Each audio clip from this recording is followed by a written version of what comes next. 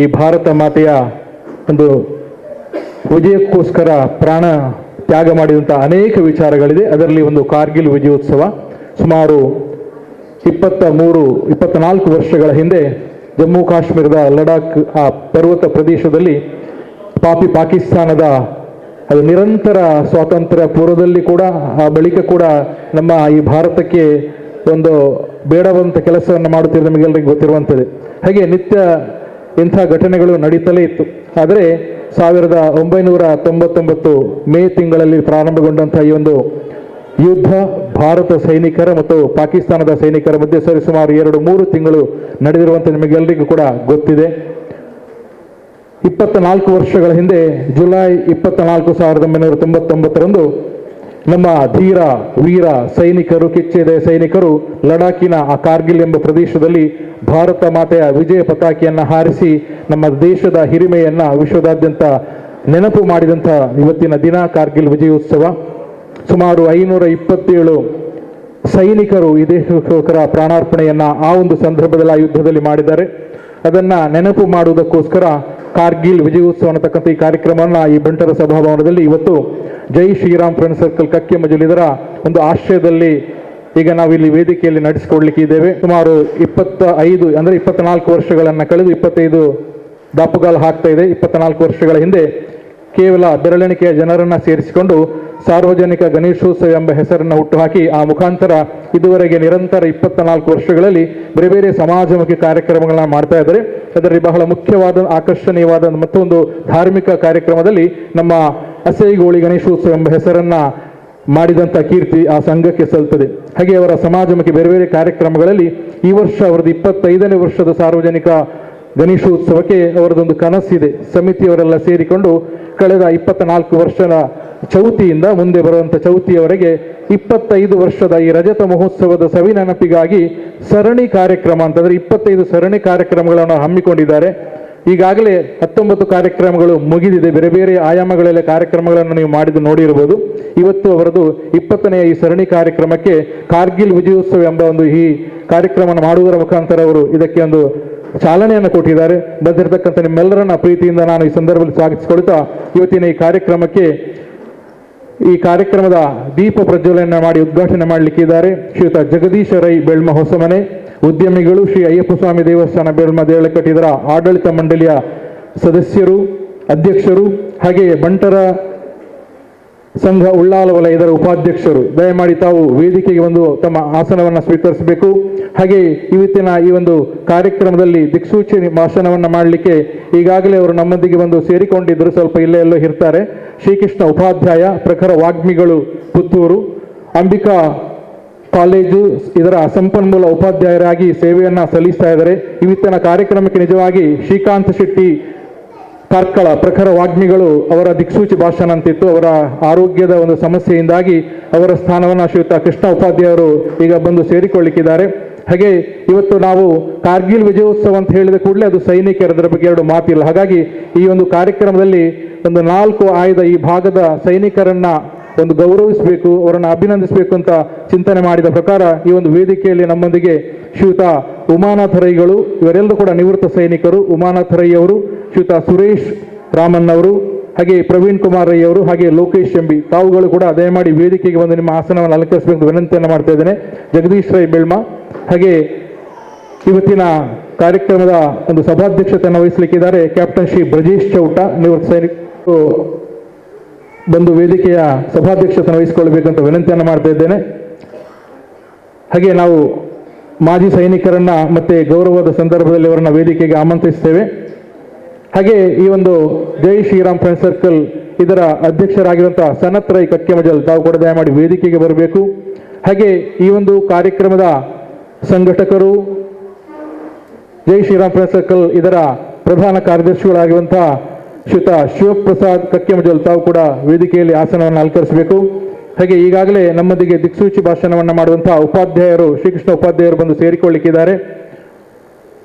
ಬಂದಿರುವಂತಹ ನಿಮ್ಮೆಲ್ಲರನ್ನ ಪ್ರೀತಿಪೂರ್ವವಾಗಿ ಸ್ವಾಗತಿಸಿಕೊಳ್ಳುತ್ತಾ ಈ ಕಾರ್ಯಕ್ರಮವನ್ನ ನಾವು ವೈಯಕ್ತಿಕ ಗೀತೆಯೊಂದಿಗೆ ಪ್ರಾರಂಭಿಸ್ತಾ ಇದ್ದೇವೆ. ಶ್ರೀಯುತ ರೋಹಿತ್ ಬೆಳ್ಮ ಅವರು ವೈಯಕ್ತಿಕ ಗೀತೆಯನ್ನ ನೆರವೇರಿಸಿಕೊಡ್ತಾರೆ. ಹೂಹರೆಯದ ಹೊಂಗನಸುಗಳೇ ಏಳಿ ಏಳಿ ಎಚ್ಚರಾಗಿ ಕನಸು ಕಂಗಳೇ, ಏಳಿ ಏಳಿ ಎಚ್ಚರಾಗಿ ಕನಸು ಕಂಗಳೇ.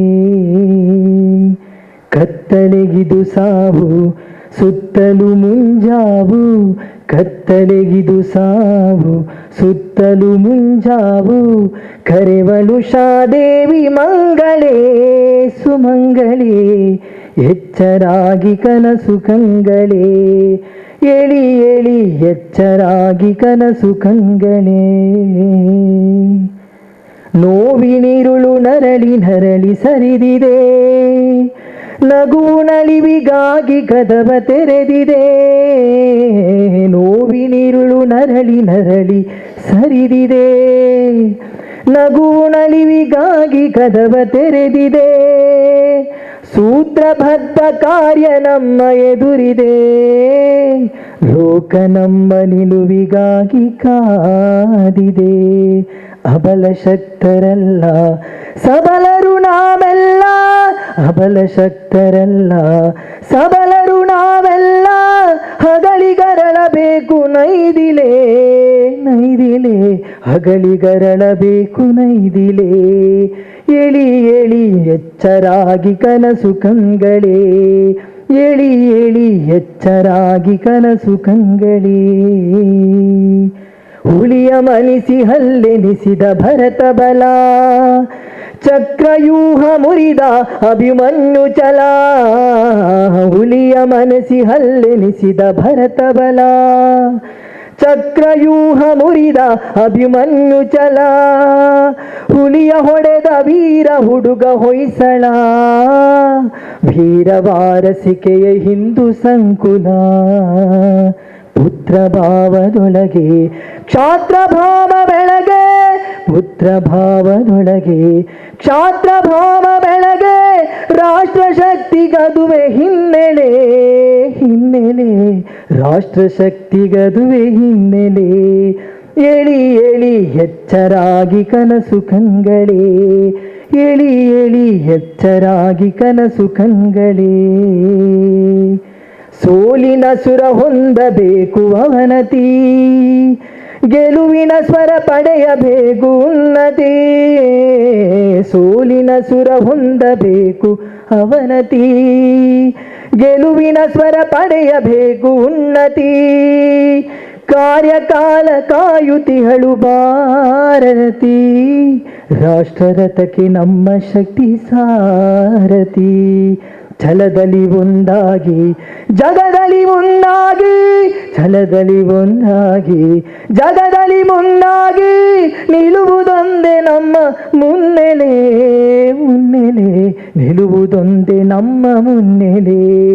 ಏಳಿ ಏಳಿ ಎಚ್ಚರಾಗಿ ಕನಸು ಕಂಗಳೇ, ಏಳಿ ಏಳಿ ಎಚ್ಚರಾಗಿ ಕನಸು ಕಂಗಳೇ. ಹೂಹರೆಯದ ಹೊಂಗನಸುಗಳೇ, ಏಳಿ ಏಳಿ ಎಚ್ಚರಾಗಿ ಕನಸು ಕಂಗಳೇ, ಏಳಿ ಏಳಿ ಎಚ್ಚರಾಗಿ ಕನಸು ಕಂಗಳೇ. ಕತ್ತಲೆಗಿದು ಸಾವು ಸುತ್ತಲೂ ಮುಂಜಾವು, ಕತ್ತಲೆಗಿದು ಸಾವು ಸುತ್ತಲೂ ಮುಂಜಾವು. ಕರೆವಳು ಶಾದೇವಿ ಮಂಗಳೇ ಸುಮಂಗಳೇ, ಎಚ್ಚರಾಗಿ ಕನಸು ಕಂಗಳೇ, ಏಳಿ ಏಳಿ ಎಚ್ಚರಾಗಿ ಕನಸು ಕಂಗಳೇ. ವಂದನೆಗಳು ಶ್ರೀಯುತ ರೋಹಿತ್ ಬೆಳ್ಮ.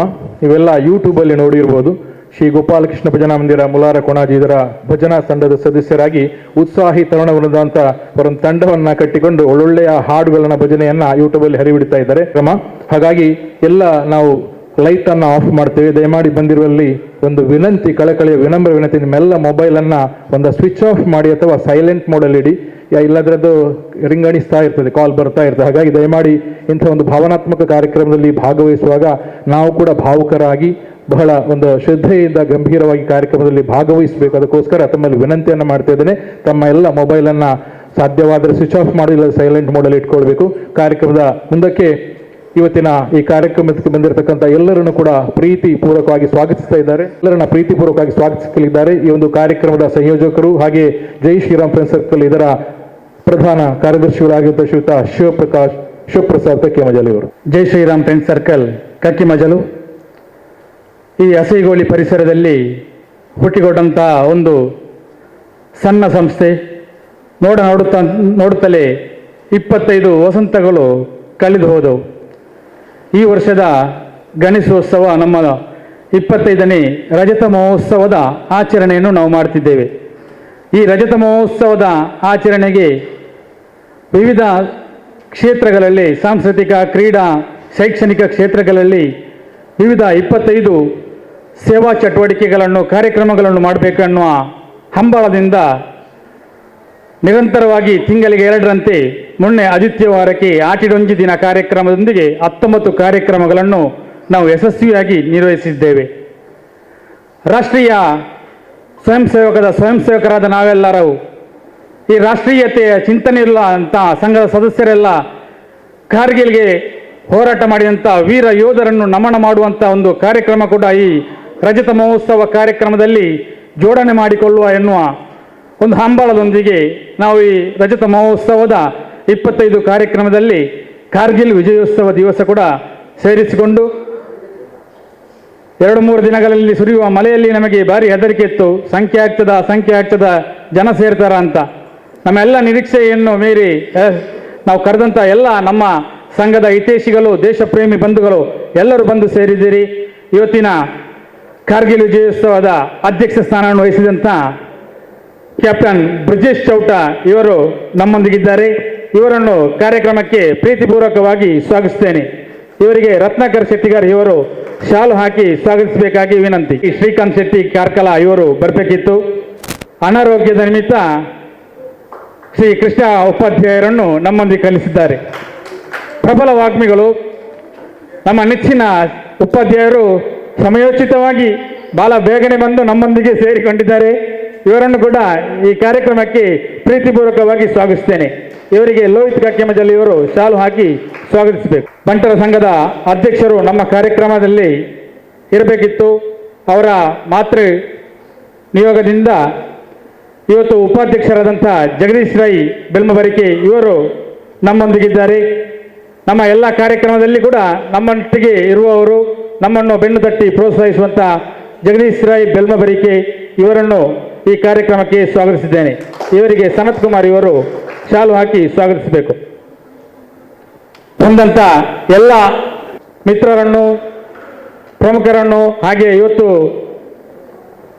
ನಮ್ಮ ಗೌರವವನ್ನು ಸ್ವೀಕರಣೆ ಮಾಡಿರುವಂತಹ ದೇಶಭಕ್ತ ಸೈನಿಕರನ್ನು ಒಂದೇ ಮಾತಿನಲ್ಲಿ ಸ್ವಾಗತಿಸ್ತಾ ಒಂದು ದೀಪ ಪ್ರಜ್ವಲೆಯನ್ನ ಇವತ್ತಿನ ಈ ಕಾರ್ಯಕ್ರಮದ ಶ್ರೀಯುತ ಜಗದೀಶ್ ರೈ ಬೆಳ್ಮ, ಬಂಟರ ಉಳ್ಳಾಲ ವಲಯದ ಉಪಾಧ್ಯಕ್ಷರು, ಹಾಗೆ ನಮ್ಮ ಬೆಳ್ಮ ದೇಳಕಟ್ಟೆಯ ಶ್ರೀ ಅಯ್ಯಪ್ಪ ಸ್ವಾಮಿ ದೇವಸ್ಥಾನ ಆಡಳಿತ ಕಮಿಟಿಯ ಅಧ್ಯಕ್ಷರು ಅವರು ದಯಮಾಡಿ ವೇದಿಕೆಯ ಇತರ ಗಣ್ಯರೊಂದಿಗೆ ಕೈ ಜೋಡಿಸಿಕೊಂಡು ಇವತ್ತಿನ ಈ ಜೈ ಶ್ರೀರಾಮ್ ಫ್ರೆಂಡ್ ಸರ್ಕಲ್ ಕಕ್ಕೆಮಜಲು ಇದರ ರಜತ ಮಹೋತ್ಸವದ ಸರಣಿ ಕಾರ್ಯಕ್ರಮಗಳನ್ನು ಮಾಡುವುದರ ಮುಖಾಂತರ ಉದ್ಘಾಟನೆ ಮಾಡಬೇಕು ಅಂತ ವಿನಂತಿಯನ್ನು ಮತ್ತು ದಯಮಾಡಿ ಎಲ್ಲರೂ ಎದ್ದು ನಿಂತು ಗೌರವವನ್ನು ಸೂಚಿಸುವ ಈ ಒಂದು ಕಾರ್ಯಕ್ರಮ ಈ ದೇಶದ ರಕ್ಷಣೆಗೋಸ್ಕರ ಸುಮಾರು 24 ವರ್ಷಗಳ ಹಿಂದೆ ಕಾರ್ಗಿಲ್ ಯುದ್ಧದಲ್ಲಿ ಮಡಿದಂತಹ ಸುಮಾರು 527 ಏನು ವೀರ ಯೋಧರಿದ್ದರೆ ಅವರನ್ನ ಈ ಒಂದು ಸಂದರ್ಭದಲ್ಲಿ ನಾವು ನೆನಪು ಮಾಡಿಕೊಳ್ತಾ ಇದ್ದೇವೆ. ಅದಕ್ಕೋಸ್ಕರ ಈ ಕಾರ್ಯಕ್ರಮವನ್ನು ನಾವು ಆಚರಣೆ ಮಾಡ್ತಾ ಇದ್ದೇವೆ.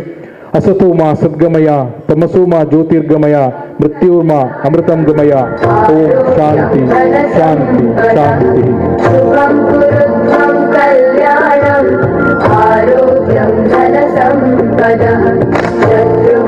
ಕತ್ತಲೆಯಿಂದ ಬೆಳಕಿನೆಡೆಗೆ, ಅಸತ್ಯದಿಂದ ಸತ್ಯದೆಡೆಗೆ, ಮರಣದಿಂದ ಅಮೃತತ್ವದೆಡೆಗೆ ನಮ್ಮೆಲ್ಲರ ಜೀವನ ಆಗಲಿ, ದೇಶವು ಸುಭಿಕ್ಷೆಯಿಂದ ಇರುವಂತಾಗಲಿ, ಎಲ್ಲ ದುಷ್ಟ ಶತ್ರು ರಾಷ್ಟ್ರಗಳ ಸಂಹಾರ ಆಗಲಿ. ದಯಮಾಡಿ ವೇದಿಕೆಯಲ್ಲಿರುವಂಥ ಎಲ್ಲ ಅತಿಥಿಗಳು ಕೂಡ ಭಾರತ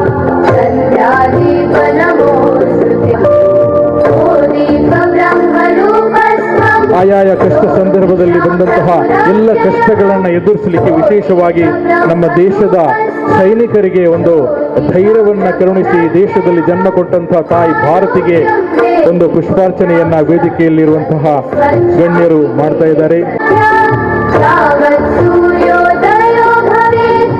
ಅತಿಥಿಗಳಿಗೆ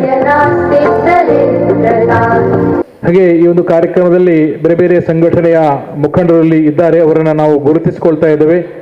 ಈ ಕಾರ್ಯಕ್ರಮದ ಮುಂದಕ್ಕೆ ಇವತ್ತಿನ ಈ ಕಾರ್ಯಕ್ರಮದ ದೀಪ ಪ್ರಜ್ವಲನ ಮಾಡಿದಂತಹ ನನ್ನ ಆತ್ಮೀಯರು, ಶಯ್ಯಪ್ಪ ಸ್ವಾಮಿ ದೇವಸ್ಥಾನ ಬೆಳ್ಮದೇವಳ ಘಟಕದ ಉಪಾಧ್ಯಕ್ಷರು, ಬಂಟರ ಉಳ್ಳಾಲ ವಲಯದ ಉಪಾಧ್ಯಕ್ಷರು ಆಗಿರುವಂತಹ ಶ್ರೀಯುತ ಜಗದೀಶ್ ರೈ ಬೆಳ್ಮ ಅವರಿಗೆ ಇವತ್ತೊಂದು ಸುವರ್ಣಾವಕಾಶ.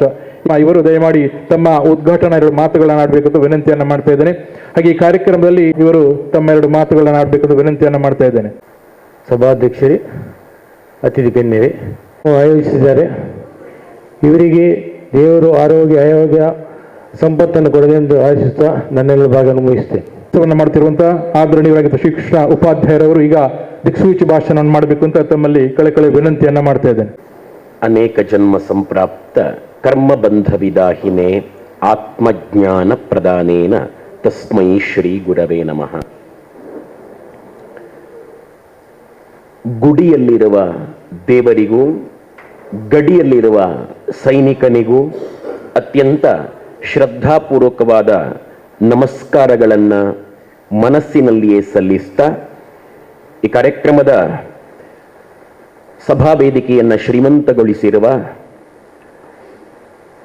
ಕ್ಯಾಪ್ಟನ್ ಬ್ರಿಜೇಶ್ ಚೌಟ ಮತ್ತು ಎಲ್ಲ ಹಿರಿಯರಿಗೂ, ನೆರೆದಿರುವ ಸಮಾಹಿತಗೊಂಡಿರುವ ನಿಮ್ಮೆಲ್ಲರಿಗೂ ಕೂಡ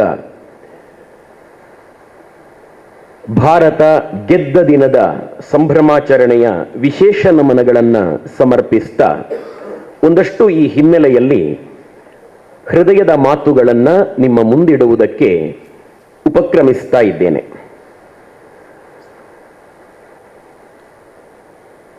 ಒಂದು ಘನಘೋರ ಯುದ್ಧ ನಡೆಯಿತು.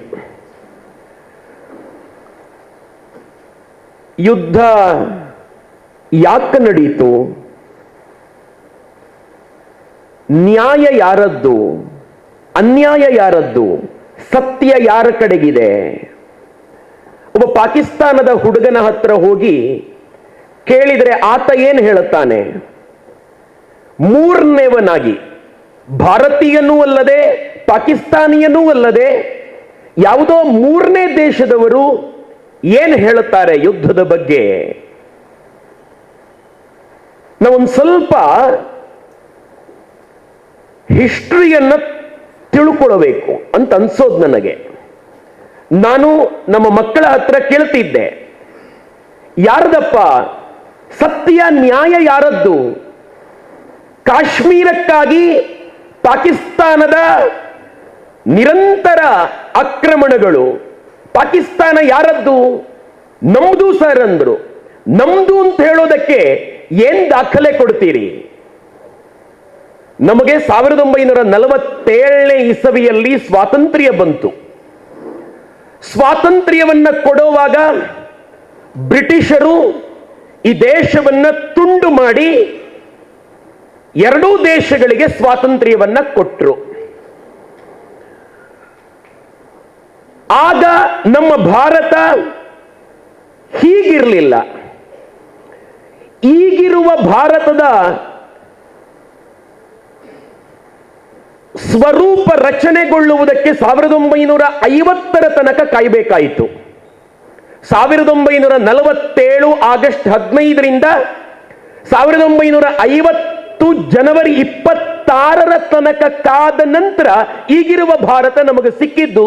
ಈಗಿರುವ ಭಾರತವೂ ಪೂರ್ತಿ ಸಿಗಲಿಲ್ಲ. ಗೋವಾ ಸಿಕ್ಕಿರಲಿಲ್ಲ, ಹೈದರಾಬಾದ್ ಸಿಕ್ಕಿರಲಿಲ್ಲ. ಇರ್ಲಿ, ಹೋಳು ಹೋಳುಗಳಾಗಿದ್ದವು. ನಮ್ಮ ಹುಡುಗರಿಗೆ ನಾನು ಕೇಳೋದಿದೆ, ನೀವು ಅಖಂಡ ಭಾರತ ಸಂಕಲ್ಪ ಅಂತ ಮಾಡ್ತೀರಿಲ್ಲಪ್ಪ, ನಮ್ಮ ದೇಶ ಯಾವಾಗ ನೀವು ಹೇಳುವ ಭಾರತ ಆಗಿತ್ತು? ಒಂದ್ಸಲ ಹೇಳಿ, ಯಾವ ಇಸವಿಯಲ್ಲಿ ನೀವು ಯೋಚಿಸುವ ನಿಮ್ಮ ಕಲ್ಪನೆಯ ಅಖಂಡ ಭಾರತ ಶಿವಾಜಿ ಕಾಲದಲ್ಲೂ ಇರಲಿಲ್ಲ. ಯಾವ ಕಾಲದಲ್ಲಿತ್ತು ಅಂತ ಕೇಳೋದಿದೆ ನಾನು. ಏನೇ ಇರಲಿ, ಈ ಹೋಳು ಹೋಳುಗಳಾಗಿದ್ದ ಭಾರತವನ್ನ ಒಂದೇ ಸೂತ್ರದಡಿ ಬೆಸೆಯುವುದಕ್ಕೆ ಸರ್ದಾರ್ ವಲ್ಲಭಭಾಯಿ ಪಟೇಲ್ ಜಿಯವರ ನೇತೃತ್ವದ ತಂಡ ತುಂಬಾ ಕೆಲಸ ಮಾಡ್ತಾ ಇತ್ತು. ಒಂದು ದೇಶಕ್ಕೆ ಸ್ವಾತಂತ್ರ್ಯ ಬಂದ ತಕ್ಷಣ ಆ ದೇಶ ಏನ್ ಮಾಡಬೇಕು, ಏನ್ ಯೋಚನೆ ಮಾಡಬೇಕು? ಹೊಟ್ಟೆಗೇನು ಅಂತ ಯೋಚನೆ ಮಾಡಬೇಕು. ಜನರಿಗೆ ಆಹಾರ, ಉಡುವುದಕ್ಕೆ ಬಟ್ಟೆ, ಒಂದು ಸೂರು ಮನೆ ಯೋಚನೆ ಮಾಡಬೇಕು, ಆಶ್ರಯದ ಬಗ್ಗೆ ಯೋಚನೆ ಮಾಡಬೇಕು.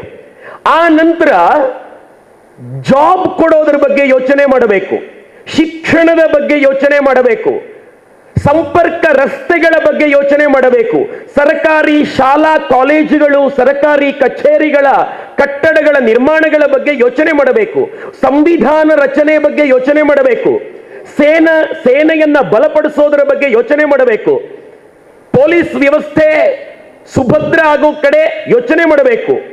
ಈ ಎಲ್ಲ ಯೋಚನೆಗಳನ್ನ ಮಾಡಬೇಕಾಗಿದ್ದ ಕಾಲ, ಒಂದು ರಾಷ್ಟ್ರವನ್ನ ನಿರ್ಮಾಣ ಮಾಡಬೇಕಾಗಿದ್ದ ಕಾಲದಲ್ಲಿ ಈ ಪಾಪಿ ಮುಠಾಳರು ಪಾಕಿಸ್ತಾನಿಯರು ಕಾಶ್ಮೀರಕ್ಕೆ ನುಗ್ಗಿ ಬಂದಿದ್ರು.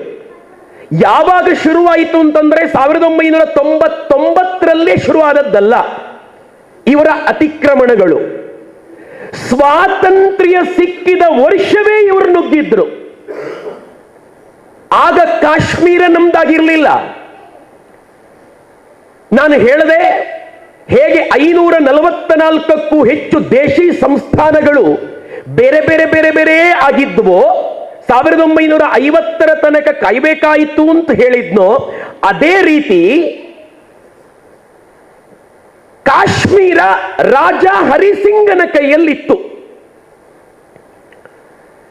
ಈ ಬ್ರಿಟಿಷರು ಸ್ವಾತಂತ್ರ್ಯವನ್ನ ಕೊಡುವಾಗ, ಹಸ್ತಾಂತರ ಮಾಡುವಾಗ, ಭಾರತದ ಸ್ವಾತಂತ್ರ್ಯ ಕಾಯ್ದೆ ಆಕ್ಟ್, ಅದೊಂದು ಮಸೂದೆ, ಆ ಮಸೂದೆ ಈ ದೇಶದ ಎರಡೂ ದೇಶಗಳ ನಾಗರಿಕರುಗಳಿಗೆ ಸಂಪೂರ್ಣ ಅಧಿಕಾರವನ್ನ ಕೊಟ್ಟಿತ್ತು. ಆ ಮಸೂದೆ ಏನು ಅಂತಂದ್ರೆ, ಭಾರತೀಯನಾಗಿ ಉಳ್ಕೊಳ್ಳಬಹುದು, ಇಲ್ಲ ಪಾಕಿಸ್ತಾನಿಯನಾಗೂ ಹೋಗಬಹುದು. ಅದು ಅವನ ಆಯ್ಕೆಯಾಗಿತ್ತು.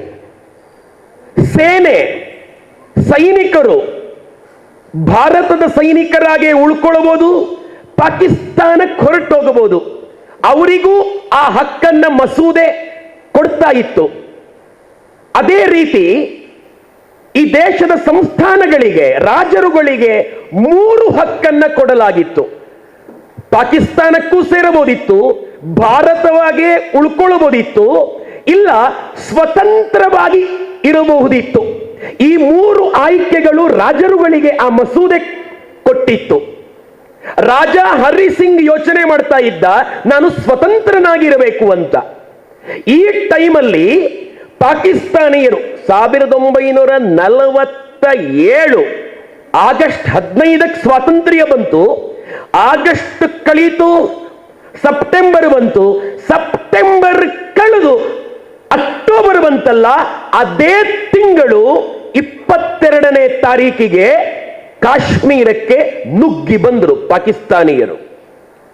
ಅಲ್ಲಿ ವಿಭಜಿತ ಪಾಕಿಸ್ತಾನದಲ್ಲಿ ಬೇಕ ಬಿಟ್ಟಿ ಕ್ರೌರ್ಯಗಳನ್ನ, ಅಟ್ಟಹಾಸವನ್ನ ಮೆರಿತಾ ಇತ್ತು ಪಾಕಿಸ್ತಾನ. ದೇಶ ವಿಭಜನೆ ಸಂದರ್ಭದಲ್ಲಿ ನಡೆದ ಕ್ರೌರ್ಯ, ಏದಿ ಚರಿತ್ರಂ ಅನ್ನುವ MVR ಶಾಸ್ತ್ರಿಯವರು ಬರೆದ ತೆಲುಗು ಕೃತಿಯಲ್ಲಿ ಅವರು ಬರೀತಾರೆ, ಗಂಡಸನ್ನ ಮರಕ್ಕೆ ಕಂಬಕ್ಕೆ ಕಟ್ಟಿ ಹಾಕಲ್ಪಟ್ಟ ಗಂಡಸಿನ ಮುಂದೆ ಅವನ ಹೆಂಡತಿಯ ಅತ್ಯಾಚಾರ ಮಾಡಲಾಯಿತು. ಹೀಗೆ ಅತ್ಯಾಚಾರಕ್ಕೊಳಗಾದ ಹಿಂದೂ ತಾಯಂದಿರ ಸಂಖ್ಯೆ ಬರೋಬ್ಬರಿ 60,000ಕ್ಕಿಂತ ಹೆಚ್ಚು ಅಂತ MVR ಶಾಸ್ತ್ರಿಯವರು ದಾಖಲು ಮಾಡಿದ್ದಾರೆ. ಬಾಬು ಕೃಷ್ಣಮೂರ್ತಿಯವರು ಕನ್ನಡಕ್ಕೆ ಅದನ್ನ ತಂದಿದ್ದಾರೆ. ಇದು ವಿಭಜಿತ ಪಾಕಿಸ್ತಾನದಲ್ಲಿ ನಡೆದ ಸಂಗತಿ. ನೀವು ಮನೆಗೆ ಹೋಗಿ ಗೂಗಲ್ ಮಾಡಿ ನೋಡಿ, ಹೆದರಿ ಓಡಿ ಬರುತ್ತಿರುವ ಲಕ್ಷಾಂತರ ಹಿಂದೂಗಳು, ಅವರ ಪರಿಸ್ಥಿತಿ, ಅವರು ರೈಲ್ ಹತ್ತೋದು, ರೈಲ್ನಲ್ಲಿ ಜಾಗ ಸಿಕ್ಕದೆ ಇದ್ದಲ್ಲಿ ಬದ್ದಲ್ಲಿ ನೇತಾಡ್ತಾ ಇರುವಂತ ಫೋಟೋಸ್ ನಿಮಗೆ ಗೂಗಲ್ ಕೊಡ್ತದೆ. ಇವರು ಪಾಕಿಸ್ತಾನ ಸಾಲದು ಅಂತ ಹೇಳಿ ಕಾಶ್ಮೀರಕ್ಕೆ ನುಗ್ಗಿದ್ರು. ಅವರ ಆ ಕ್ರೌರ್ಯ, ಅವರ ರಕ್ಕಸತನ ಇಲ್ಲೂ ಮುಂದುವರಿಯಿತು. ರಾಜ ಹರಿಸಿಂಗ್ ಹೆದರಿದ, ನಡುಗಿದ. ಅವನಿದ್ದ ಜಾಗದಿಂದ ಭಾರತದ ಗಡಿಯತ್ತ ಓಡಿ ಬಂದ. ಭಾರತ ಸರ್ಕಾರಕ್ಕೊಂದು ಪತ್ರ ಬರೆದ, ನನಗೆ ನನ್ನ ನಾಡನ್ನ ಉಳಿಸ್ಕೊಳ್ಳಿಕ್ಕೆ ಸೇನಾ ಬಲ ಇಲ್ಲ, ದಯವಿಟ್ಟು ಅಗತ್ಯವಾದಂತ ಸೈನಿಕರನ್ನ ನನಗೆ ಕಳಿಸ್ಕೊಡಿ ಅಂತ ಪತ್ರ ಬರೆದ. ಅದೇ ಬೇಕಾಗಿತ್ತು ನಮ್ಮ ಮೊದಲ ಗೃಹ ಸಚಿವರಿಗೆ. ಅವರವನಿಗೆ ಉತ್ತರ ಬರೆದರು, ನಾವು ತತ್ಕ್ಷಣದಲ್ಲಿ ನಮ್ಮ ಸೈನಿಕರನ್ನ ಕಳಿಸ್ಕೊಡ್ತೇವೆ, ಆದರೆ ನೀನು ಈ ಕೂಡಲೇ ಭಾರತದ ವಿಲೀನಕರಣ ಒಪ್ಪಂದಕ್ಕೆ ಸಿಗ್ನೇಚರ್ ಮಾಡುವಂತ. ಅನಿವಾರ್ಯವಾಗಿ ರಾಜ ಹರಿಸಿಂಗ್ ಭಾರತದ ಜೊತೆ ಒಂದಾಗ್ತಿದ್ದೇನೆ ಅಂತ ಹೇಳೋ ಕಡತಕ್ಕೆ ಸಿಗ್ನೇಚರ್ ಮಾಡಿದ ಅನ್ನುವಲ್ಲಿಗೆ ಸ್ವಾತಂತ್ರ್ಯದ ಮಸೂದೆಯ ಪ್ರಕಾರ, ಇಂಟರ್ನ್ಯಾಷನಲ್ ಲಾ ಪ್ರಕಾರ ಕಾಶ್ಮೀರ ಭಾರತ ಆಯಿತು. ಕೊಟ್ಟ ಮಾತು ಭಾರತ ಸರ್ಕಾರ, ನಮ್ಮ ಸೇನೆಯನ್ನ ವಿಮಾನದಲ್ಲಿ ಕಳುಹಿಸಲಾಯಿತು. ಮೊದಲ ಭಾರತ ಪಾಕಿಸ್ತಾನ ಯುದ್ಧ ಅದೇ ವರ್ಷ ನಡೆಯಿತು. 1947ರ ಕೊನೆ, 48ರಲ್ಲಿ ಮೊದಲ ಭಾರತ ಪಾಕಿಸ್ತಾನ ಯುದ್ಧ ನಡೆಯಿತು. ಆ ಯುದ್ಧದ ಸಂದರ್ಭದಲ್ಲಿ ಭಾರತೀಯ ಸೇನೆಯನ್ನ ಲೀಡ್ ಮಾಡಿದ್ದು ಕರ್ನಾಟಕದ ಕೊಡಗಿನ ವೀರ ಫೀಲ್ಡ್ ಮಾರ್ಷಲ್ ಜನರಲ್ ಕಾರ್ಯಪ್ಪ ನೇತೃತ್ವದ ನಮ್ಮ ಸೇನೆ ಪಾಕಿಸ್ತಾನವನ್ನ ಬಗ್ಗು ಬಡಿತಾ ಇತ್ತು.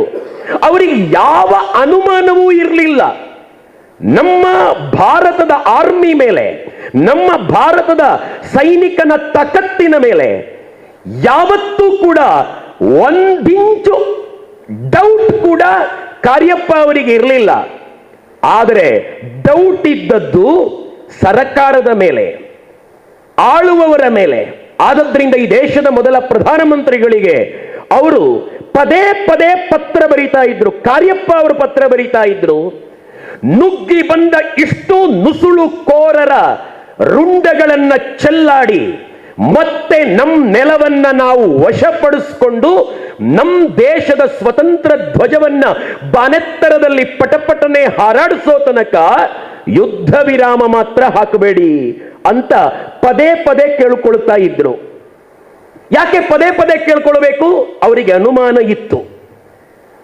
ಇವೆಲ್ಲದರ ನಡುವೆ ಜವಾಹರ್ಲಾಲ್ ನೆಹರು ಅವರು ವಿಶ್ವಸಂಸ್ಥೆಯ ಜೂನ್ ತಿಂಗಳಲ್ಲಿ 1948ರ ಜೂನ್ ತಿಂಗಳಲ್ಲಿ ವಿಶ್ವಸಂಸ್ಥೆಯ ಬಾಗಿಲು ಬಡಿದು ಕೇಳಿಕೊಂಡ್ರು, ನಮ್ಮ ದೇಶದಲ್ಲಿ ಅತ್ಯಂತ ದೊಡ್ಡ ರೀತಿಯ ಕದನ ನಡೀತಾ ಇದೆ, ಶಾಂತಿ ಇಲ್ಲವಾಗಿದೆ, ಹಿಂಸಾಚಾರ ಭುಗಿಲೆದ್ದಿದೆ, ದಯವಿಟ್ಟು ನಮಗೆ ಹೆಲ್ಪ್ ಮಾಡಿ ಅಂತ. ನಾನು RSSಗರು ಬರೆದ ಪುಸ್ತಕಗಳನ್ನ ಓದಿ ಈ ಮಾತನ್ನು ಹೇಳ್ತಾ ಇಲ್ಲ, ಕಾರ್ಯಪ್ಪ ಅವರ ಜೀವನ ಚರಿತ್ರೆಯನ್ನ ಓದಿ ಈ ದಾಖಲೆಯನ್ನ ನಿಮ್ಮ ಮುಂದೆ ಇಡ್ತಾ ಇದ್ದೇನೆ. 3 ದಿವಸಗಳು ಸಿಕ್ಕಿದ್ರೆ ಸಂಪೂರ್ಣ ವಶಪಡಿಸಿಕೊಂಡಿದ್ದ ನೆಲ ನಮ್ದಾಗಬಹುದಿತ್ತಾಗಿದ್ರೂ ಕೂಡ ಕದನ ವಿರಾಮ ವಿಶ್ವಸಂಸ್ಥೆಯ ಆಜ್ಞೆ ಮೇರೆಗೆ ಹಾಕಲಾಯಿತು. ಅದರ ಜೊತೆಗೆ ವಿಶ್ವಸಂಸ್ಥೆ ಹೇಳಿದ್ದು, ಯಾರ್ಯಾರು ಎಲ್ಲೆಲ್ಲಿದ್ದೀರೋ ಅಲ್ಲೇ ಇರತಕ್ಕದ್ದು. 2023ರ ತನಕವೂ ಅವರು ಅಲ್ಲೇ ಇದ್ದಾರೆ. ನಾವು ನುಗ್ಗಿದ್ದಲ್ಲ, ಅವರು ನುಗ್ಗಿದ್ದು. ಅವರು ನುಗ್ಗಿ ವಶಪಡಿಸಿಕೊಂಡ ಪ್ರದೇಶ ಇವತ್ತಿಗೂ ಕೂಡ ಪಾಕ್ ಆಕ್ಯುಪೈಡ್ ಕಾಶ್ಮೀರ್ ಅಂತ ನಾವು ಕರೀತೇವಲ್ಲ, ಇದು 1948ರಲ್ಲಿ ರಚನೆಯಾದದ್ದು POK. ಯಾರು ಸೋಲು? 1965ರಲ್ಲಿ ಯುದ್ಧ ಆಯಿತು. ಅಕ್ಷರಶಃ POKಯ ಭಾಗಗಳನ್ನ ನಾವು ಆಕ್ಯುಪೈ ಮಾಡಿಕೊಂಡ್ವಿ. ಆದರೆ ರಷ್ಯಾ ಮಧ್ಯಸ್ಥಿಕೆಯಿಂದ ನಡೆದ ತಾಷ್ಕೆಂಟ್ ಒಪ್ಪಂದದಲ್ಲಿ ಶಾಸ್ತ್ರಿಜಿಯವರು ವಶಪಡಿಸಿಕೊಂಡ ನೆಲವನ್ನ ಬಿಟ್ಕೊಟ್ರು, ಕಾರಣ ಗೊತ್ತಿಲ್ಲ. ಒಳ್ಳೆ ಪ್ರಧಾನಮಂತ್ರಿ, ಬಿಟ್ಕೊಟ್ರು, ಕಾರಣ ಗೊತ್ತಿಲ್ಲ.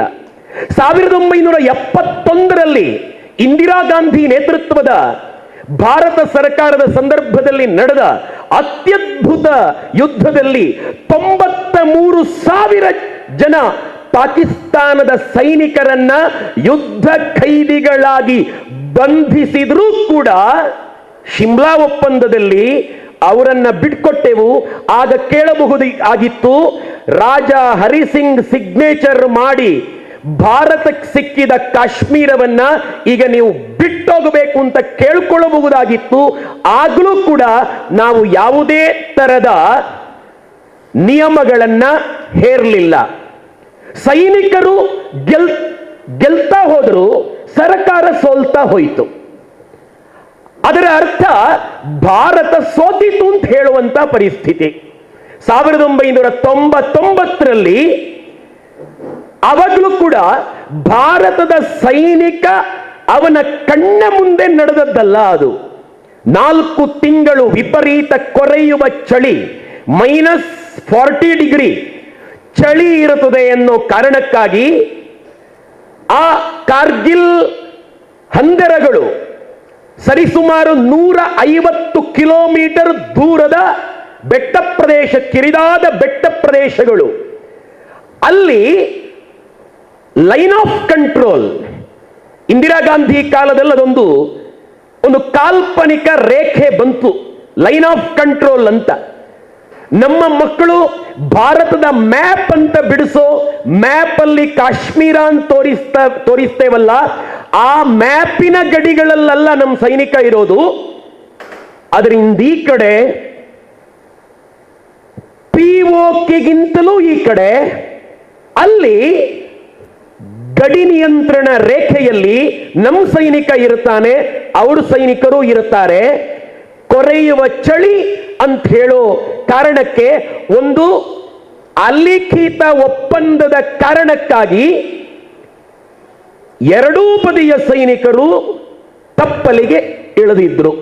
ಆ ಟೈಮಲ್ಲಿ 1998ರಲ್ಲಿ ಅಟಲ್ ಬಿಹಾರಿ ವಾಜಪೇಯಿ ಜಿ ನೇತೃತ್ವದ ಭಾರತ ಸರ್ಕಾರ ಪೋಖ್ರಾನಲ್ಲಿ ಅಣುಬಾಂಬ್ ಸ್ಫೋಟ ಮಾಡಿತ್ತು ಅನ್ನೋ ಕಾರಣಕ್ಕಾಗಿ 2 ವಾರಗಳಲ್ಲಿ ಪಾಕಿಸ್ತಾನವೂ ಅದನ್ನು ಪ್ರಯೋಗ ಮಾಡಿತು.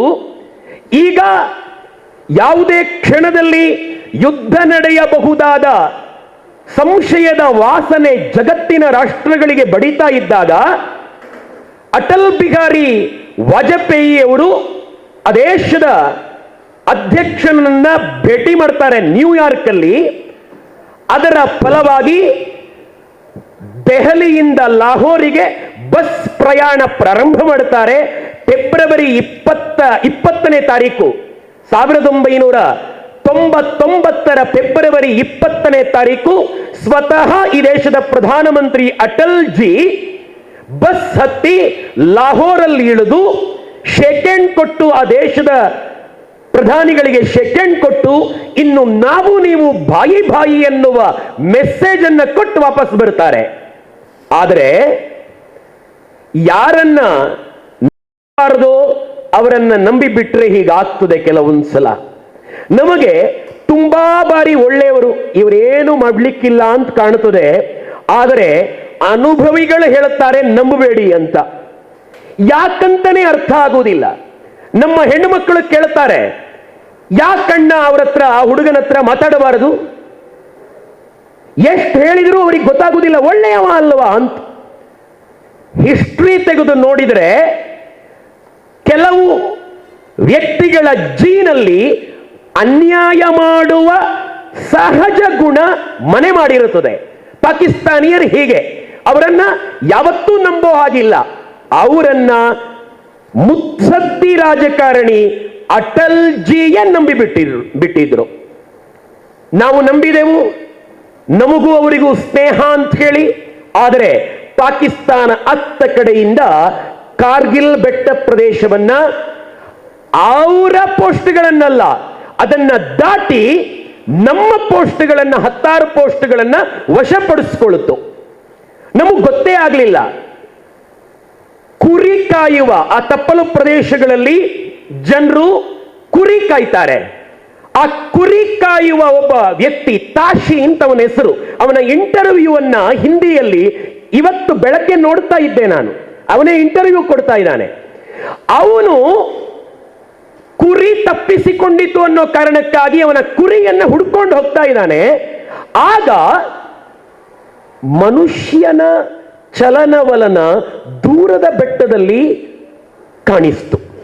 ಅವನಿಗೆ ಗೊತ್ತಿದೆ ಈಗ ಎರಡೂ ದೇಶಗಳ ಸೈನಿಕರು ಇರುವ ಹೊತ್ತಲ್ಲ ಅಂತ ಗೊತ್ತಿದೆ. ಆದರೆ ಮನುಷ್ಯನ ಚಲನವಲನ ಕಾಣ್ತಾ ಇದೆಯಲ್ಲ ಅಂತ ಹೇಳಿ ಅವನಲ್ಲೇ ಕೆಳಗಡೆ ಬೆಟಾಲಿಕ್ ಸೆಕ್ಟರ್ ಇದ್ದಂತಹ ಸೈನಿಕರಿಗೆ ಮೆಸೇಜ್ ಕೊಟ್ಟ, ಹೀಗೀಗೆ ಯಾರೋ ಇದ್ದಾರೆ ಅಂತ. ಅವರನ್ನ ನೋಡ್ಕೊಂಡು ಬರ್ಲಿಕ್ಕೆ ಅಂತ ಹೇಳಿ ಭಾರತ ಸರ್ಕಾರ ಸೌರಭ್ ಕಾಲಿಯಾ ಮತ್ತು 4 ಜನರನ್ನ ಅವನ ಜೊತೆ 5 ಜನರನ್ನ ಜೊತೆಗೆ ಕಳಿಸ್ಕೊಡ್ತು ಭಾರತ ಸರ್ಕಾರ. ಆದರೆ ಅವರು ವಾಪಸ್ ಬಂದದ್ದು ಹೆಣಗಳಾಗಿಯೇ. ಒಂದನೆಯದ್ದು ಸಾಮಾನ್ಯ ನಿಯಮ ಕಾಶ್ಮೀರ ಯಾರದ್ದು ಅದನ್ನ ಪಾಕಿಸ್ತಾನ ಉಲ್ಲಂಘನೆ ಮಾಡಿದೆ. ಒಂದು ನಂಬಿಕೆಯ ಅಲಿಖಿತ ಒಪ್ಪಂದ, 4 ತಿಂಗಳ ಕೊರೆಯುವ ಚಳಿ ಟೈಮಲ್ಲಿ ನಾವು ಇರ್ಲಿಕ್ಕಿಲ್ಲ ಅವರೂ ಇರ್ಲಿಕ್ಕಿಲ್ಲ ಅಂತ ಹೇಳುವಂತಹ ಒಂದು ದ್ವಿರಾಷ್ಟ್ರೀಯ ನಂಬಿಕೆಯ ಒಂದು ಮಾತುಕತೆಯನ್ನ ಧಿಕ್ಕರಿಸಿ ಅದೇ ಟೈಮಲ್ಲಿ ಆಕ್ರಮಣ ಮಾಡಿದೆ.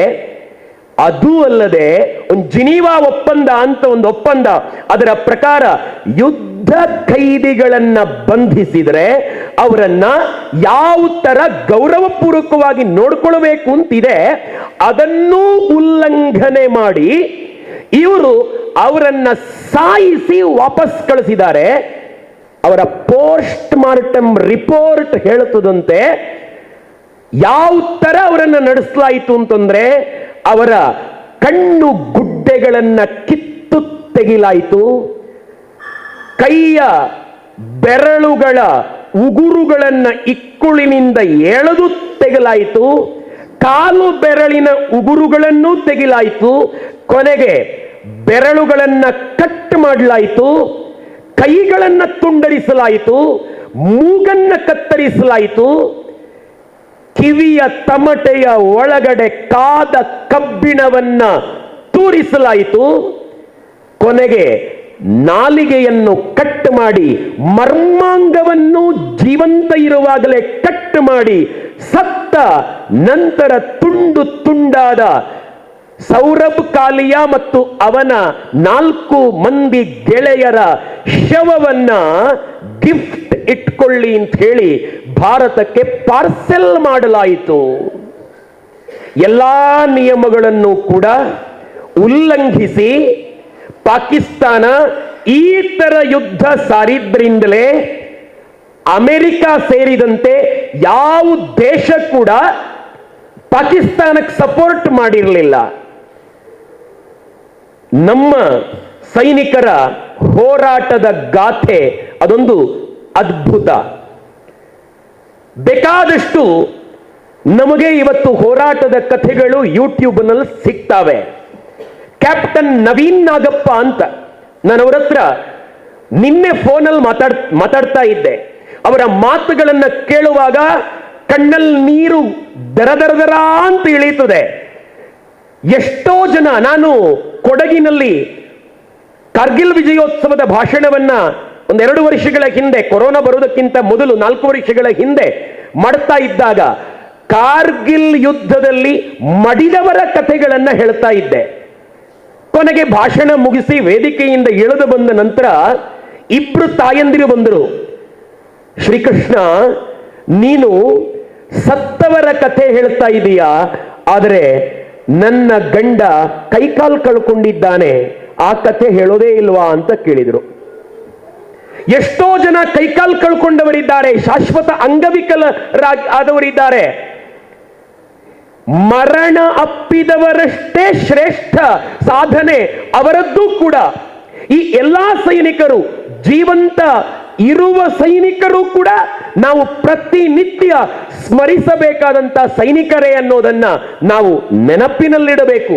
ಕಾರ್ಗಿಲ್ ವಿಜಯೋತ್ಸವದ ಮೂಲಕ ನಾವು 20 ವರ್ಷಗಳ ಹಿಂದೆ ಸೈನಿಕ ಅಂತಂದ್ರೆ ಈ ತರದ ಗೌರವ ಇರಲಿಲ್ಲ ಅಂತ ಅನೇಕ ಸೈನಿಕರು ಮಾತಾಡ್ತಾರೆ. ಆದರೆ ಇತ್ತೀಚೆಗೆ ಸೈನಿಕ ಅಂತಂದ್ರೆ ಬಹಳ ಶ್ರದ್ಧೆ ಇದೆ, ಗೌರವ ಇದೆ. ಯಾಕೆ ಅಂತಂದ್ರೆ ಸೈನಿಕರ ಕಾರ್ಯಕ್ರಮ, ಸೈನಿಕರಿಗಾಗಿ ಕಾರ್ಯಕ್ರಮ, ಸೈನಿಕರ ಶ್ರದ್ಧಾಂಜಲಿ ಕಾರ್ಯಕ್ರಮ, ಸೈನಿಕರ ಇಂಥ ವೀರ ಗಾಥೆಯ ಕಾರ್ಯಕ್ರಮ ನಿರಂತರವಾಗಿ ನಾವು ಮಾಡ್ತಾ ಬಂದಿದ್ರಿಂದ ನಮ್ಮ ಹಿರಿಯರು ಮಾಡ್ತಾ ಬಂದಿದ್ರಿಂದ ಇವತ್ತು ಸೈನಿಕ ಅಂತಂದ್ರೆ ಒಂದು ಬಿಗ್ ಸೆಲ್ಯೂಟ್ ಶ್ರದ್ಧಾಪೂರ್ವಕವಾಗಿ ಕೊಡುವ ಅಂತ ನಮಗೆಲ್ಲರಿಗೂ ಭಾವನೆ ಬಂದಿರುವಂತ ಕಾಲ. ಅಂತೂ ಹೋರಾಟಗಳ ನಡುವೆ ಕಾರ್ಗಿಲ್ಲಿನ ಒಂದಿಂಚನ್ನು ಬಿಟ್ಟು ಕೊಡದೆ ನಾವು ಆ ಭೂಮಿಯನ್ನ ಉಳಿಸ್ಕೊಂಡೆವು. ಮತ್ತೂ ಕೂಡ ಪಾಕಿಸ್ತಾನ ಕಣ್ಣಿಟ್ಟಿದೆ. ಇನ್ನೊಂದು ಕಡೆ ಸಿಒಕೆ ಕತೆ ಮತ್ತೊಂದಿದೆ. ಚೀನಾ ಆಕ್ರಮಿಸಿಕೊಂಡ ಕಾಶ್ಮೀರದ ಭಾಗ ಇದೆ. ಒಂದ್ ಕಡೆ ಚೀನಾ, ಇನ್ನೊಂದು ಕಡೆ ಪಾಕಿಸ್ತಾನ. ಅದರ ನಡುವೆ ನಮ್ಮೂರಿನಲ್ಲೂ ಕೂಡ ಪಾಕಿಸ್ತಾನಕ್ಕೆ ಜೈಕಾರ ಹಾಕುವಂತಹ ಮನಸ್ಥಿತಿಯವರಿದ್ದಾರೆ. ಈ ಎಲ್ಲದರ ನಡುವೆ ನಮ್ಮ ಭಾರತವನ್ನ, ನಮ್ಮ ಭಾರತದ ಭಾವನೆಗಳನ್ನ ನಾವು ಉಳಿಸ್ಕೊಳ್ಬೇಕಾಗಿದೆ. ನಾನು ನಮ್ಮ ಕಾಲೇಜು ಮಕ್ಕಳ ಹತ್ರ ಕೇಳೋದಿದೆ, ಕಾರ್ಗಿಲ್ ವಿಜಯೋತ್ಸವ ಭಾಷಣ ಸರಿ, ಮುಂದೇನು? ನೀವೇನ್ ಮಾಡ್ತೀರಿ? ಭಾರತವನ್ನ ಉಳಿಸುವುದಕ್ಕೆ ನೀವೇನ್ ಮಾಡ್ತೀರಿ? ಭಾಷಣ ಕೇಳಿದ ತಕ್ಷಣ ಕಣ್ಣಲ್ಲಿ ನೀರು ಬಂತು. ನಾನೇನು ಮಾಡಬಲ್ಲೆ? ಸೈನಿಕ ಉಳಿಸಿದಂತ ಭೂಮಿಯ ರಕ್ಷಣೆಗಾಗಿ ನಾನೇನು ಮಾಡಬಲ್ಲೆ ಅಂತ ಯೋಚನೆ ಬರದೇ ಇದ್ರೆ ನಾವು ಭಾಷಣ ಕೇಳಿದ್ದು, ಈ ಅಸೈಗೋಳಿಯಲ್ಲಿ ಕಾರ್ಯಕ್ರಮ ಮಾಡಿದ್ದು ಅತ್ಯಂತ ನಿಷ್ಪ್ರಯೋಜಕ ಆಗ್ತದೆ. ಹಾಗಾಗಿ ಸೈನಿಕ ಉಳಿಸಿದ ಭಾರತವನ್ನ, ಸ್ವಾತಂತ್ರ್ಯದ ಹೋರಾಟಗಾರರು ಉಳಿಸಿದಂತ ಭಾರತವನ್ನ, ಅನೇಕ ಹೋರಾಟಗಾರರು ಉಳಿಸಿದ ಭಾರತವನ್ನ ಉಳಿಸಬೇಕು ಅಂತಂದ್ರೆ ಭಾರತದ ಭಾವನೆಗಳು ಉಳಿಬೇಕು. ಅದಕ್ಕೋಸ್ಕರ ನಾವು ಕೆಲಸ ಮಾಡಬೇಕು. ಪ್ರತಿಯೊಬ್ಬ ಸೈನಿಕನೇ ಆಗಬೇಕು ಅಂತಿಲ್ಲ. ನನ್ನ ಪ್ರತಿಭೆಯನ್ನ ಉಪಯೋಗಿಸಿ ನಾನೇನು ಮಾಡಬಹುದು? ಭಾರತ ಉಳಿಬೇಕು ಅಂತಂದ್ರೆ ವೇದಗಳು ಉಳಿಬೇಕು. ಭಾರತ ಉಳಿಬೇಕು ಅಂತಂದ್ರೆ ಶಾಸ್ತ್ರಗಳು ಉಳಿಬೇಕು. ಭಾರತ ಉಳಿಬೇಕು ಅಂತಂದ್ರೆ ಸಂಗೀತ ಉಳಿಬೇಕು. ಭಾರತೀಯ ಸಂಸ್ಕೃತಿ ಉಳಿಬೇಕು ಅಂತಂದ್ರೆ ಯಕ್ಷಗಾನ ಉಳಿಬೇಕು, ಭರತನಾಟ್ಯ ಉಳಿಬೇಕು. ಈ ತುಳುವ ಮಣ್ಣಿನ ಆರಾಧನೆ, ದೈವಾರಾಧನೆ, ಇಂಥ ಬೇರೆ ಬೇರೆ ಪ್ರದೇಶಕ್ಕೆ ಸರಿಯಾದಂತ ಇಡೀ ಭಾರತದಾದ್ಯಂತ ಆರಾಧನಾ ಪದ್ಧತಿಗಳಿವೆ. ಇವೆಲ್ಲ ಉಳಿಬೇಕು. ನಮ್ಮ ನಂಬಿಕೆಗಳು ಉಳಿಬೇಕು. ಇವೆಲ್ಲ ಉಳಿದರೆ ಭಾರತ ಉಳಿತದೆ. ನಾವೇನು ಉಳಿಸಬಲ್ಲೆವು? ನಾವು ಭಾರತ ಉಳಿಯುವುದಕ್ಕೆ ಏನು ಕಾಣಿಕೆಯನ್ನ ಕೊಡಬಲ್ಲೆವು ಅಂತ ಒಂದ್ಸಲ ಯೋಚನೆ ಮಾಡಬೇಕು. ಕ್ಲೀನ್ ಆಗಿ ಇಟ್ಕೊಳ್ಬೇಕು ಅಂತ ಹೇಳುವಂತಹ ಒಂದು ಪ್ರಜ್ಞೆಯೇ ನಮ್ಮಲ್ಲಿ ಬರಲಿಲ್ಲ ಅಂತಂದ್ರೆ ಇನ್ನು ಭಾರತವನ್ನ ಉಳಿಸುವ ಮಾತೆಲ್ಲಿಂದ ಬಂತು? ಈ ದೇಶದ ಪ್ರಧಾನಮಂತ್ರಿಯವರು ಕರೆ ಕೊಡ್ತಾರೆ ದೇಶವನ್ನ ಸ್ವಚ್ಛ ಮಾಡುವ ಅಂತ. ಇವತ್ತಿನ ತನಕ ಪೂರ್ತಿ ಭಾರತವನ್ನ ಸ್ವಚ್ಛ ಮಾಡ್ಲಿಕ್ಕೆ ಸಾಧ್ಯ ಆಗ್ತಾ ಇಲ್ಲ. ಇಲ್ಲೇ ನಿಮ್ಮ ಕೊಣಾಜೆಯಿಂದ ಮಂಗಳೂರಿಗೆ ಹೋಗುವ ರಸ್ತೆಯ ಇಕ್ಕೆಲಗಳಲ್ಲಿ ಸದ್ಯ ಹೋಗ್ಲಿಲ್ಲ ನಾನು. ಗಬ್ಬೆದ್ದು ನಾರುವ ಗಲೀಜು ತ್ಯಾಜ್ಯಗಳು ಬೇಕಾಬಿಟ್ಟಿಯಾಗಿ ಸಿಗ್ತಾ ಇದ್ವು. ಈ ಅಗಲಗಳ ರಸ್ತೆಗಳು ಆಗೋದಕ್ಕಿಂತ ಮುಂಚೆ ನಾನು ನೋಡ್ತಾ ಇದ್ದಿದ್ದು. ಯಾಕೆ ಹೀಗೆ? ಭಾರತದ ನೆಲ, ಭಾರತದ ಮಣ್ಣು ಯಾಕೆ ಗೌರವ ಇಲ್ಲ? ನಮ್ಮ ದೇಶ ಭಾರತ, ನಮ್ಮ ಶ್ರದ್ಧೆ ಭಾರತ, ನಮ್ಮ ನಂಬಿಕೆ ಭಾರತ, ನಮ್ಮ ಇತಿಹಾಸ ಭಾರತ. ಇದು ಯಾವುದೂ ಕೂಡ ಇಂದು ನಿನ್ನೆಯವಲ್ಲ. ಇದಕ್ಕೆ ಸಾವಿರ ವರುಷಗಳ ದೀರ್ಘಕಾಲದ ಇತಿಹಾಸ ಇದೆ. ಉಜ್ವಲವಾದ ಪರಂಪರೆ ಇದಕ್ಕುಂಟು. ಇದು ಹಿಂದೂ ಇತ್ತು, ಇಂದು ಇದೆ. ಎಷ್ಟೇ ಆಕ್ರಮಣಗಳು ನಡೆದರೂ ಕೂಡ ಮುಂದುವರಿಯುತ್ತದೆ. ಈ ದೇಶದ ಎಲ್ಲೆಗಳು ಚೆಲ್ಲಾಡಿರಬಹುದು, ಅಧಿಕಾರ ಸ್ವಾಮ್ಯಗಳು ಬದಲಾಗಿರಬಹುದು, ಜನರ ಜೀವನ ಶೈಲಿ ಆಶೋತ್ತರಗಳು ಪರಿವರ್ತಿತವಾಗಿರಬಹುದು, ಸಮುದಾಯ ಏಳು ಬೀಳುಗಳನ್ನು ಕಂಡಿರಬಹುದು. ಆದರೂ ಕೂಡ ಈ ದೇಶ ಇಡೀ ಜಗತ್ತಿನಲ್ಲಿ ತಲೆ ಎತ್ತಿ ನಿಂತಿರುವ ದೇಶ. ತನ್ನನ್ನ ತಾನು ಜಗದ್ಗುರು ಅಂತ ಗುರುತಿಸಿಕೊಂಡಿರುವಂತ ದೇಶ. ಈ ದೇಶವನ್ನ ಕಟ್ಟುವುದಕ್ಕೆ ಅನೇಕ ಹಿರಿಯರ ತ್ಯಾಗ ಬಲಿದಾನಗಳಿವೆ. ಬರೀ ಸೈನಿಕರದ್ದು ಅಂತಲ್ಲ. ನಮ್ಮೂರಿನ ಒಬ್ರು ಡಾಕ್ಟರ್ ಹೇಳ್ತಾ ಇದ್ರು, ಶ್ರೀಕೃಷ್ಣ, ಕಾವಿ ಶಾಲ್ ಹಾಕೊಂಡು ನೀನು ಓಡಾಡ್ತೀಯಲ್ಲ, ಹೀಗೆ ಓಡಾಡುವ ಕಾಲ ನಮ್ಮ ದಕ್ಷಿಣ ಕನ್ನಡ ಜಿಲ್ಲೆಯಲ್ಲೇ ಒಂದ್ ಟೈಮಲ್ಲಿ ಇರಲಿಲ್ಲಪ್ಪ. ಎಷ್ಟೋ ಜನ ರಕ್ತ ಚೆಲ್ಲಿದ್ದಾರೆ, ಪ್ರಾಣನೂ ಕೊಟ್ಟಿದ್ದಾರೆ. ಆದದ್ರಿಂದ ದಕ್ಷಿಣ ಕನ್ನಡ ಜಿಲ್ಲೆಯಲ್ಲಿ ಕಾವಿ ರಕ್ಷೆ, ಕಾವಿ ಶಾಲ್ ಹಾಕೊಂಡು ನೀನು ಭಾಷಣಕ್ಕೆ ನಿರ್ಭಯವಾಗಿ ಹೆದರಿಕೆಯೇ ಇಲ್ಲದೆ ಓಡಾಡುವಂತ ಕಾಲ ಬಂದದ್ದು ಅಂತ ಡಾಕ್ಟರ್, ಪುತ್ತೂರಿನ ಹಿರಿಯ ಡಾಕ್ಟರ್ ಒಬ್ರು ನನಗೆ ಹೇಳುತ್ತಾ ಇದ್ರು, ಅಲ್ಲಿ ಸೈನಿಕ, ಇಲ್ಲೂ ಸೈನಿಕರಂತಿರುವ ನಮ್ಮ ಹಲವು ಹೋರಾಟಗಾರರು ನಮ್ಮ ದೇಶವನ್ನ, ಸಂಸ್ಕೃತಿಯನ್ನ ಉಳಿಸಿದ್ದಾರೆ. ಅವರೆಲ್ಲರ ತ್ಯಾಗಕ್ಕೆ, ಬಲಿದಾನಕ್ಕೆ ಪ್ರತಿಫಲವಾಗಿ ಸಿಕ್ಕಿದಂತ ಈ ದೇಶದ ಭಾವನೆಗಳನ್ನ ಉಳಿಸುವ ಕುರಿತು ನಾವು ನಮ್ಮದೇ ಆದಂತ ರೀತಿಯಲ್ಲಿ ಯೋಚನೆ ಮಾಡಿದರೆ ಮಾತ್ರ ಈ ಭಾಷಣಕ್ಕೆ ಅರ್ಥ ಬರ್ಲಿಕ್ಕೆ ಸಾಧ್ಯ. ಕಾಶಿ ರಾಮಾಯಣದ ಪಾರ್ಕ್, ಆ ರಾಮಾಯಣದ ಪಾರ್ಕಿಗೆ ಮುಸಲ್ಮಾನ ಮಕ್ಕಳೇ ಜಾಸ್ತಿ ಬರೋದು. ಒಬ್ಬ ಸಾಫ್ಟ್ವೇರ್ ಇಂಜಿನಿಯರ್, ಆತ ಸೈನಿಕ ಅಲ್ಲ, ಸೈನಿಕನಾಗಿಯೇ ಈ ದೇಶವನ್ನ ಹೋರಾಟ ಮಾಡಿ ಉಳಿಸಬೇಕು ಅಂತಿಲ್ಲ. ಈ ದೇಶಕ್ಕೆ ಸೈನಿಕ ಬೇಡವಾ? ಬೇಕು. ಈ ದೇಶಕ್ಕೆ ಒಬ್ಬ ಉಪನ್ಯಾಸಕ ಬೇಡವಾ? ಬೇಕು. ಈ ದೇಶಕ್ಕೆ ಡಾಕ್ಟರ್ ಬೇಡವಾ? ಬೇಕು. ಈ ದೇಶಕ್ಕೆ ಇಂಜಿನಿಯರ್ ಬೇಡವಾ? ಬೇಕು. ಈ ದೇಶಕ್ಕೆ ಸೈಂಟಿಸ್ಟ್ ಬೇಡವಾ? ಈ ದೇಶಕ್ಕೆ ರಾಜಕಾರಣಿ ಬೇಡವಾ? ಈ ದೇಶಕ್ಕೆ ಯಾರು ಬೇಡ ಹೇಳಿ? ಪ್ರತಿಯೊಬ್ಬರೂ ಕೂಡ ಅವರವರ ಕೆಲಸವನ್ನ ಪ್ರಾಮಾಣಿಕವಾಗಿ ಮಾಡಿದರೆ, ದೇಶಭಕ್ತಿ ಅಂತಂದ್ರೆ ಹಣತೆಗಳನ್ನ ಹಚ್ಚುವುದಲ್ಲ. ಹಣತೆಗಳನ್ನ ಹಚ್ಚಿ ತಾಯಿ ಭಾರತಿಗೆ ದೀಪ ಬೆಳಗಿದರೆ ಅದು ದೇಶಭಕ್ತಿಯ ಸಂಕಲ್ಪ ಮಾತ್ರ. ದೇಶಭಕ್ತಿ ಪ್ರಕಟವಾಗಬೇಕು ಅಂತಂದ್ರೆ ಈ ದೇಶಕ್ಕೆ ಏನು ಬೇಕು ಅದಾಗಬೇಕು. ಸ್ವಾಮಿ ವಿವೇಕಾನಂದರು ಜಪಾನ್ನಲ್ಲಿ ಕೃಷಿಯನ್ನ ನೋಡಿ ಭಾರತದ ಮೈಸೂರಿನ ಮಹಾರಾಜನಿಗೆ ಪತ್ರ ಬರೀತಾರೆ. ಪತ್ರದಲ್ಲಿ ಹೇಳ್ತಾರೆ, ನಮ್ಮ ಹುಡುಗರನ್ನ ವರ್ಷಕ್ಕೆರಡು ಬಾರಿಯಾದರೂ ಕೂಡ ಜಪಾನಿಗೆ ಕಳಿಸ್ಕೊಡ್ಬೇಕು. ಯಾಕೆ ಅಂತಂದ್ರೆ ಇಲ್ಲಿನ ಸೈಂಟಿಫಿಕ್ ಆಗಿರುವಂತ ಕೃಷಿಯನ್ನ ಅಧ್ಯಯನ ಮಾಡಿಕೊಂಡು ನಮ್ಮ ರಾಷ್ಟ್ರದಲ್ಲಿ ಇಂಪ್ಲಿಮೆಂಟ್ ಮಾಡಬೇಕು ಕೃಷಿಯನ್ನ ಅಂತ ವಿವೇಕಾನಂದರು ಪತ್ರ ಬರೀತಾರೆ. ಅಂದ್ರೆ ಈ ದೇಶದ ಕೃಷಿ, ಈ ದೇಶದ ವ್ಯವಸ್ಥೆಗಳು, ಈ ದೇಶದ ರಾಜಕಾರಣ, ಈ ದೇಶದ ರಸ್ತೆಗಳು ಎಲ್ಲವೂ ಬೇಕು. ದೇಶ ಅಂತ ಆಗುವುದಕ್ಕೆ ಎಲ್ಲವೂ ಬೇಕು.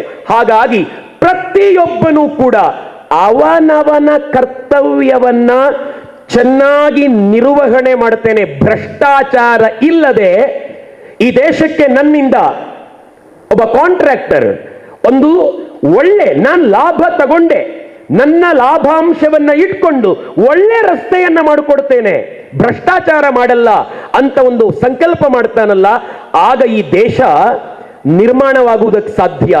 ಪ್ರತಿಯೊಬ್ಬನೂ ಕೂಡ ಅವನವನ ಕರ್ತವ್ಯವನ್ನ ಮಾಡಿದರೆ ಸಾಕು. ಯಾರಿಗೆ ಸೈನಿಕನಾಗುವ ತಾಕತ್ತಿದೆಯೋ ಅವನು ಸೈನಿಕನೇ ಆಗಲಿ, ಯಾರಿಗೆ ವಿಜ್ಞಾನಿಯಾಗುವ ತಾಕತ್ತಿದೆಯೋ ಅವನು ವಿಜ್ಞಾನಿಯೇ ಆಗಲಿ, ಯಾರಿಗೆ ಇಂಜಿನಿಯರ್ ಡಾಕ್ಟರ್ ಆಗುವ ತಾಕತ್ತಿದೆಯೋ ಅವನು ಅದೇ ಆಗಲಿ. ಒಬ್ಬ ಕೃಷಿಕ ನಮ್ಮೂರಲ್ಲಿ, ಆತನಿಗೆ ಅವರು ಬಾಲಕನಾಗಿದ್ದಾಗ 3 ಕಂಡಿ ಅಡಿಕೆ ಆಗ್ತಾ ಇತ್ತಂತೆ. ಈಗ ಅವರಿಗೆ 100 ಕಂಡಿ ಅಡಿಕೆ ಆಗ್ತದೆ. ಅವರು PUC ಮೇಲೆ ಓದಿಲ್ಲ, ಅವರು ಬೇರೆ ಕಡೆಯಿಂದ ಕೃಷಿಗೆ ಹಾಕಿಲ್ಲ, ಬರೀ ಕೃಷಿಯಿಂದಲೇ ಕೃಷಿಗೆ ಹಾಕಿ ಇವತ್ತು 100 ಕಂಡಿ ಅಡಿಕೆಯ ಒಡೆಯ. ಆತನನ್ನ ನೀವು ಇಂಜಿನಿಯರ್ ಮಾಡಿ ಡಾಕ್ಟರ್ ಮಾಡಿದ್ರೆ ಅದು ತಪ್ಪು. ಅವ ಕೃಷಿಕನೇ ಆಗಬೇಕು. ಯಾರಿಗೆ ಯಾವ ನಾಲೆಜ್ ಇದೆಯೋ ಅದರ ಮೂಲಕವೇ ಈ ದೇಶವನ್ನ ಕಟ್ಟಿದ್ರೆ ಅದು ನಿಜಾರ್ಥದ ಭಾರತವಾಗುವುದಕ್ಕೆ ಸಾಧ್ಯ.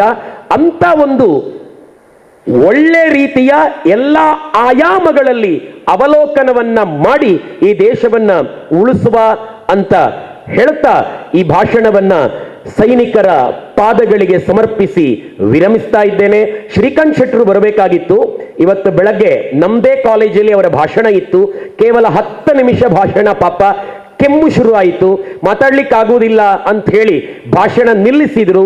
ಮತ್ತು ಅಸೈಗೋಳಿಯಲ್ಲಿ ಸಾಯಂಕಾಲ ಪ್ರೋಗ್ರಾಮ್ ಇದೆ ಅಂತ ಹೇಳಿ ನನ್ನನ್ನ ರಿಕ್ವೆಸ್ಟ್ ಮಾಡಿದ್ರು. ನಾನು ಕೇಳಿದೆ, ನೀವು ತುಂಬಾ ಇತಿಹಾಸವನ್ನ ಸ್ಟಡಿ ಮಾಡಿ ಮಾತಾಡ್ತೀರಿ ಮಾರ್ರೆ, ನಿಮ್ಮ ಜಾಗಕ್ಕೆ ನಾನು ಹೋದ್ರೆ ಆಗ್ಬೋದ ಅಂತ ಮೊದಲು ಕೇಳಿ ಅಂತ ಹೇಳಿ, ಇಲ್ಲ ನೀವು ಬಂದ್ರೆ ಆಗ್ಬೋದಂತೆ ಅಂತ ಹೇಳಿದರು. ದಯವಿಟ್ಟು ನನಗೆ ಜ್ವರ ಬರ್ತಿದೆ, ಕೆಮ್ಮು ನಿಮ್ಗೆ ಗೊತ್ತಾಯಿತು, ನಾನು ಭಾಷಣದಲ್ಲಿ ಅರ್ಧದಲ್ಲಿ ನಿಲ್ಲಿಸಿದೆ, ಆದ್ದರಿಂದ ದಯವಿಟ್ಟು ಹೋಗಿ ಅಂತ ಹೇಳಿ ನನ್ನ ಪರಮಾಪ್ತ ಸ್ನೇಹಿತ ಶ್ರೀಕಾಂತ್ ಶೆಟ್ಟಿ ಹೇಳಿದ್ರಿಂದ ಅನಿವಾರ್ಯವಾಗಿ ನಾನಿವತ್ತು ನಿಮ್ಮ ಅಸೈಗೋಳಿಗೆ ಬಂದೆ. ಟೈಮಿಗೆ ಬಂದಿದ್ದೆ. ಕಾರ್ಯಕ್ರಮ ತಡ ಇದೆ ಅನ್ನೋ ಕಾರಣಕ್ಕಾಗಿ ನನ್ನ ಫ್ರೆಂಡನ್ನ ಮಾತಾಡಿಸ್ಕೊಂಡು ವಾಪಸ್ ಬಂದೆ. ಈ ಮಾತುಗಳನ್ನ ಆ ಸೈನಿಕನ ಚರಣಗಳಿಗೆ ಸಮರ್ಪಿಸಿ ನಿಮ್ಮೆಲ್ಲರಿಗೂ ಆ ಕಾರ್ಗಿಲ್ ವಿಜಯೋತ್ಸವದ ವಿಶೇಷ ಅಭಿವಂದನೆಗಳನ್ನ ಸಲ್ಲಿಸಿ ಮಾತುಗಳನ್ನು ನಿಲ್ಲಿಸ್ತಾ ಇದ್ದೇನೆ. ಜೈ ಹಿಂದೂಸ್ತಾನ್. ನಮ್ಮ ದೇಶದ ಸ್ವಾತಂತ್ರ್ಯ ಪೂರ್ವ ಹಾಗೂ ಸ್ವಾತಂತ್ರ್ಯ ನಂತರ ದೇಶ ಕಂಡಂತಹ ಅನೇಕ ಕಷ್ಟ ಕಾರ್ಪಣ್ಯಗಳ ಬಗ್ಗೆ, ಯುದ್ಧಗಳ ಬಗ್ಗೆ, ಸೈನಿಕರ ಒಂದು ಕಷ್ಟ ಜೀವನದ ಬಗ್ಗೆ ಸವಿವರವಾಗಿ ಬಹಳ ಮಾರ್ಮಿಕವಾಗಿ ಒಬ್ಬ ನಾಸ್ತಿಕನಿಗೂ ಕೂಡ ಮನಮುಟ್ಟುವಂತೆ ಒಂದು ದಿಕ್ಸೂಚಿ ಭಾಷಣವನ್ನು ಮಾಡಿದಂಥ ಶ್ರೀಕೃಷ್ಣ ಉಪಾಧ್ಯಾಯರವರಿಗೆ ನಿಮ್ಮೆಲ್ಲರ ಪರವಾಗಿ ಅಂತರಾಳದಿಂದ ಕೃತಜ್ಞತೆಗಳನ್ನು ಸಲ್ಲಿಸ್ತಾ ಇದ್ದೇನೆ. ಬಂಧುಗಳೇ, ಕಾರ್ಯಕ್ರಮದ ಮುಂದಕ್ಕೆ ನಾನು ಆಗಲೇ ಉಲ್ಲೇಖ ಮಾಡಿದ ಹಾಗೆ ಜೈ ಶ್ರೀರಾಮ್ ಫ್ರೆಂಡ್ ಸರ್ಕಲ್ ಕಕ್ಕೆಮ್ಮ ಜಲಧರ 25ನೇ ವರ್ಷದ ರಜತ ಮಹೋತ್ಸವದ ಸಾರ್ವಜನಿಕ ಈ ಗಣೇಶೋತ್ಸವದ ಶುಭ ಸಂದರ್ಭದಲ್ಲಿ ಇದು 20ನೆಯ ಸರಣಿ ಕಾರ್ಯಕ್ರಮ. ಈಗಾಗಲೇ ಈಶ್ವರಪ್ರಸಾದ್ ಉಲ್ಲೇಖ ಮಾಡಿದರು, ಕಳೆದ 19 ಕಾರ್ಯಕ್ರಮಗಳನ್ನು ಸಮಾಜಮುಖಿಯಾಗಿ ಈ ಬೇರೆ ಬೇರೆ ಪರಿಸರಗಳಲ್ಲಿ ಮಾಡಿದ್ದಾರೆ. ಇದೀಗ 20ನೇ ಕಾರ್ಯಕ್ರಮವನ್ನು ಈ ಒಂದು ಕಾರ್ಗಿಲ್ ವಿಜಯೋತ್ಸವದಲ್ಲಿ ನಿಮ್ಮ ಎಲ್ಲರ ಸಮಕ್ಷಮದಲ್ಲಿ 4 ನಮ್ಮ ನಿವೃತ್ತ ಸೈನಿಕರನ್ನ ಈ ಒಂದು ಸಂದರ್ಭದಲ್ಲಿ ಅಭಿನಂದಿಸಬೇಕು, ಅವರನ್ನ ಗೌರವಿಸಬೇಕು ಅಂತ ಒಂದು ಯೋಚನೆಯನ್ನ ಮಾಡಿದ ಪ್ರಕಾರವಾಗಿ ಇವತ್ತಿನ ಈ ಕಾರ್ಯಕ್ರಮದಲ್ಲಿ ಸನ್ಮಾನ್ಯ ನಿವೃತ್ತ ಸೈನಿಕರಾಗಿರುವಂತಹ ಉಮಾನಾಥ ರೈ ಅವರು, ಹಾಗೆ ಸುರೇಶ್ ರಾಮನ್ ರವರು, ಪ್ರವೀಣ್ ಕುಮಾರ್ ರೈ ಅವರು, ಹಾಗೆ ಲೋಕೇಶ್ NB ಇವರನ್ನ ಈ ಒಂದು ವೇದಿಕೆಯಲ್ಲಿ ನಿಮ್ಮೆಲ್ಲರ ಉಪಸ್ಥಿತಿಯಲ್ಲಿ ನಾವು ಗೌರವಿಸಲಿಕ್ಕಿದ್ದೇವೆ. ಈ ಒಂದು ಗೌರವಾರ್ಪಣ ಕಾರ್ಯಕ್ರಮವನ್ನು ಈ ಒಂದು ಸಂಘಟನೆಯ ಸಾಂಸ್ಕೃತಿಕ ಕಾರ್ಯದರ್ಶಿಗಳಂತ ಶ್ರೀಯುತ ರತ್ನಾಕರ್ ಶೆಟ್ಟಿಗಾರ್ ಕಕ್ಕೆಮ್ಮ ಜಿಲ್ಲೆಯವರು ನಡೆಸಿಕೊಡುತ್ತಿದ್ದಾರೆ. ನಮ್ಮೊಂದಿಗೆ ಬಹಳ ಹಿರಿಯ ಸೈನಿಕರಿದ್ದಾರೆ. ಶ್ರೀಯುತ ಉಮಾನಾಥ್ ರೈ ಅವರು, ಗೌರವಾನ್ವಿತ ಉಮಾನಾಥ್ ರೈ ಅವರು ಪಜೀರ್ ಗುತ್ತು ಪಟೇಲ್ ಶ್ರೀ ವಿಠಲ್ ರೈ ಹಾಗೂ ದಿವಂಗತ ಗುಲಾಬಿ ವಿ ರೈ ದಂಪತಿಗಳ ಮಗನಾಗಿ ದಿನಾಂಕ 7 ಮಾರ್ಚ್ 1958ರಂದು ಪಜೀರ್ ಗುತ್ತು ಮನೆಯಲ್ಲಿ ಜನಿಸಿದರು. ಇವರು ಪ್ರಾಥಮಿಕ ಶಿಕ್ಷಣವನ್ನು ಸಂತ ಜೋಸೆಫ್ ಹಿರಿಯ ಪ್ರಾಥಮಿಕ ಶಾಲೆ ಪಜೀರ್ ಹಾಗೂ ಹೈಸ್ಕೂಲ್ ವಿದ್ಯಾಭ್ಯಾಸವನ್ನು ಶ್ರೀ ರಾಮಕೃಷ್ಣ ಪ್ರೌಢಶಾಲೆ ಹರೇಕಳದಲ್ಲಿ ಮುಗಿಸಿ ನಂತರ ತಾಂತ್ರಿಕ ಶಿಕ್ಷಣವನ್ನು ಮಂಗಳೂರಿನ ಪಾಲಿಟೆಕ್ನಿಕ್ ಕಾಲೇಜಿನಲ್ಲಿ ಮುಗಿಸಿದರು.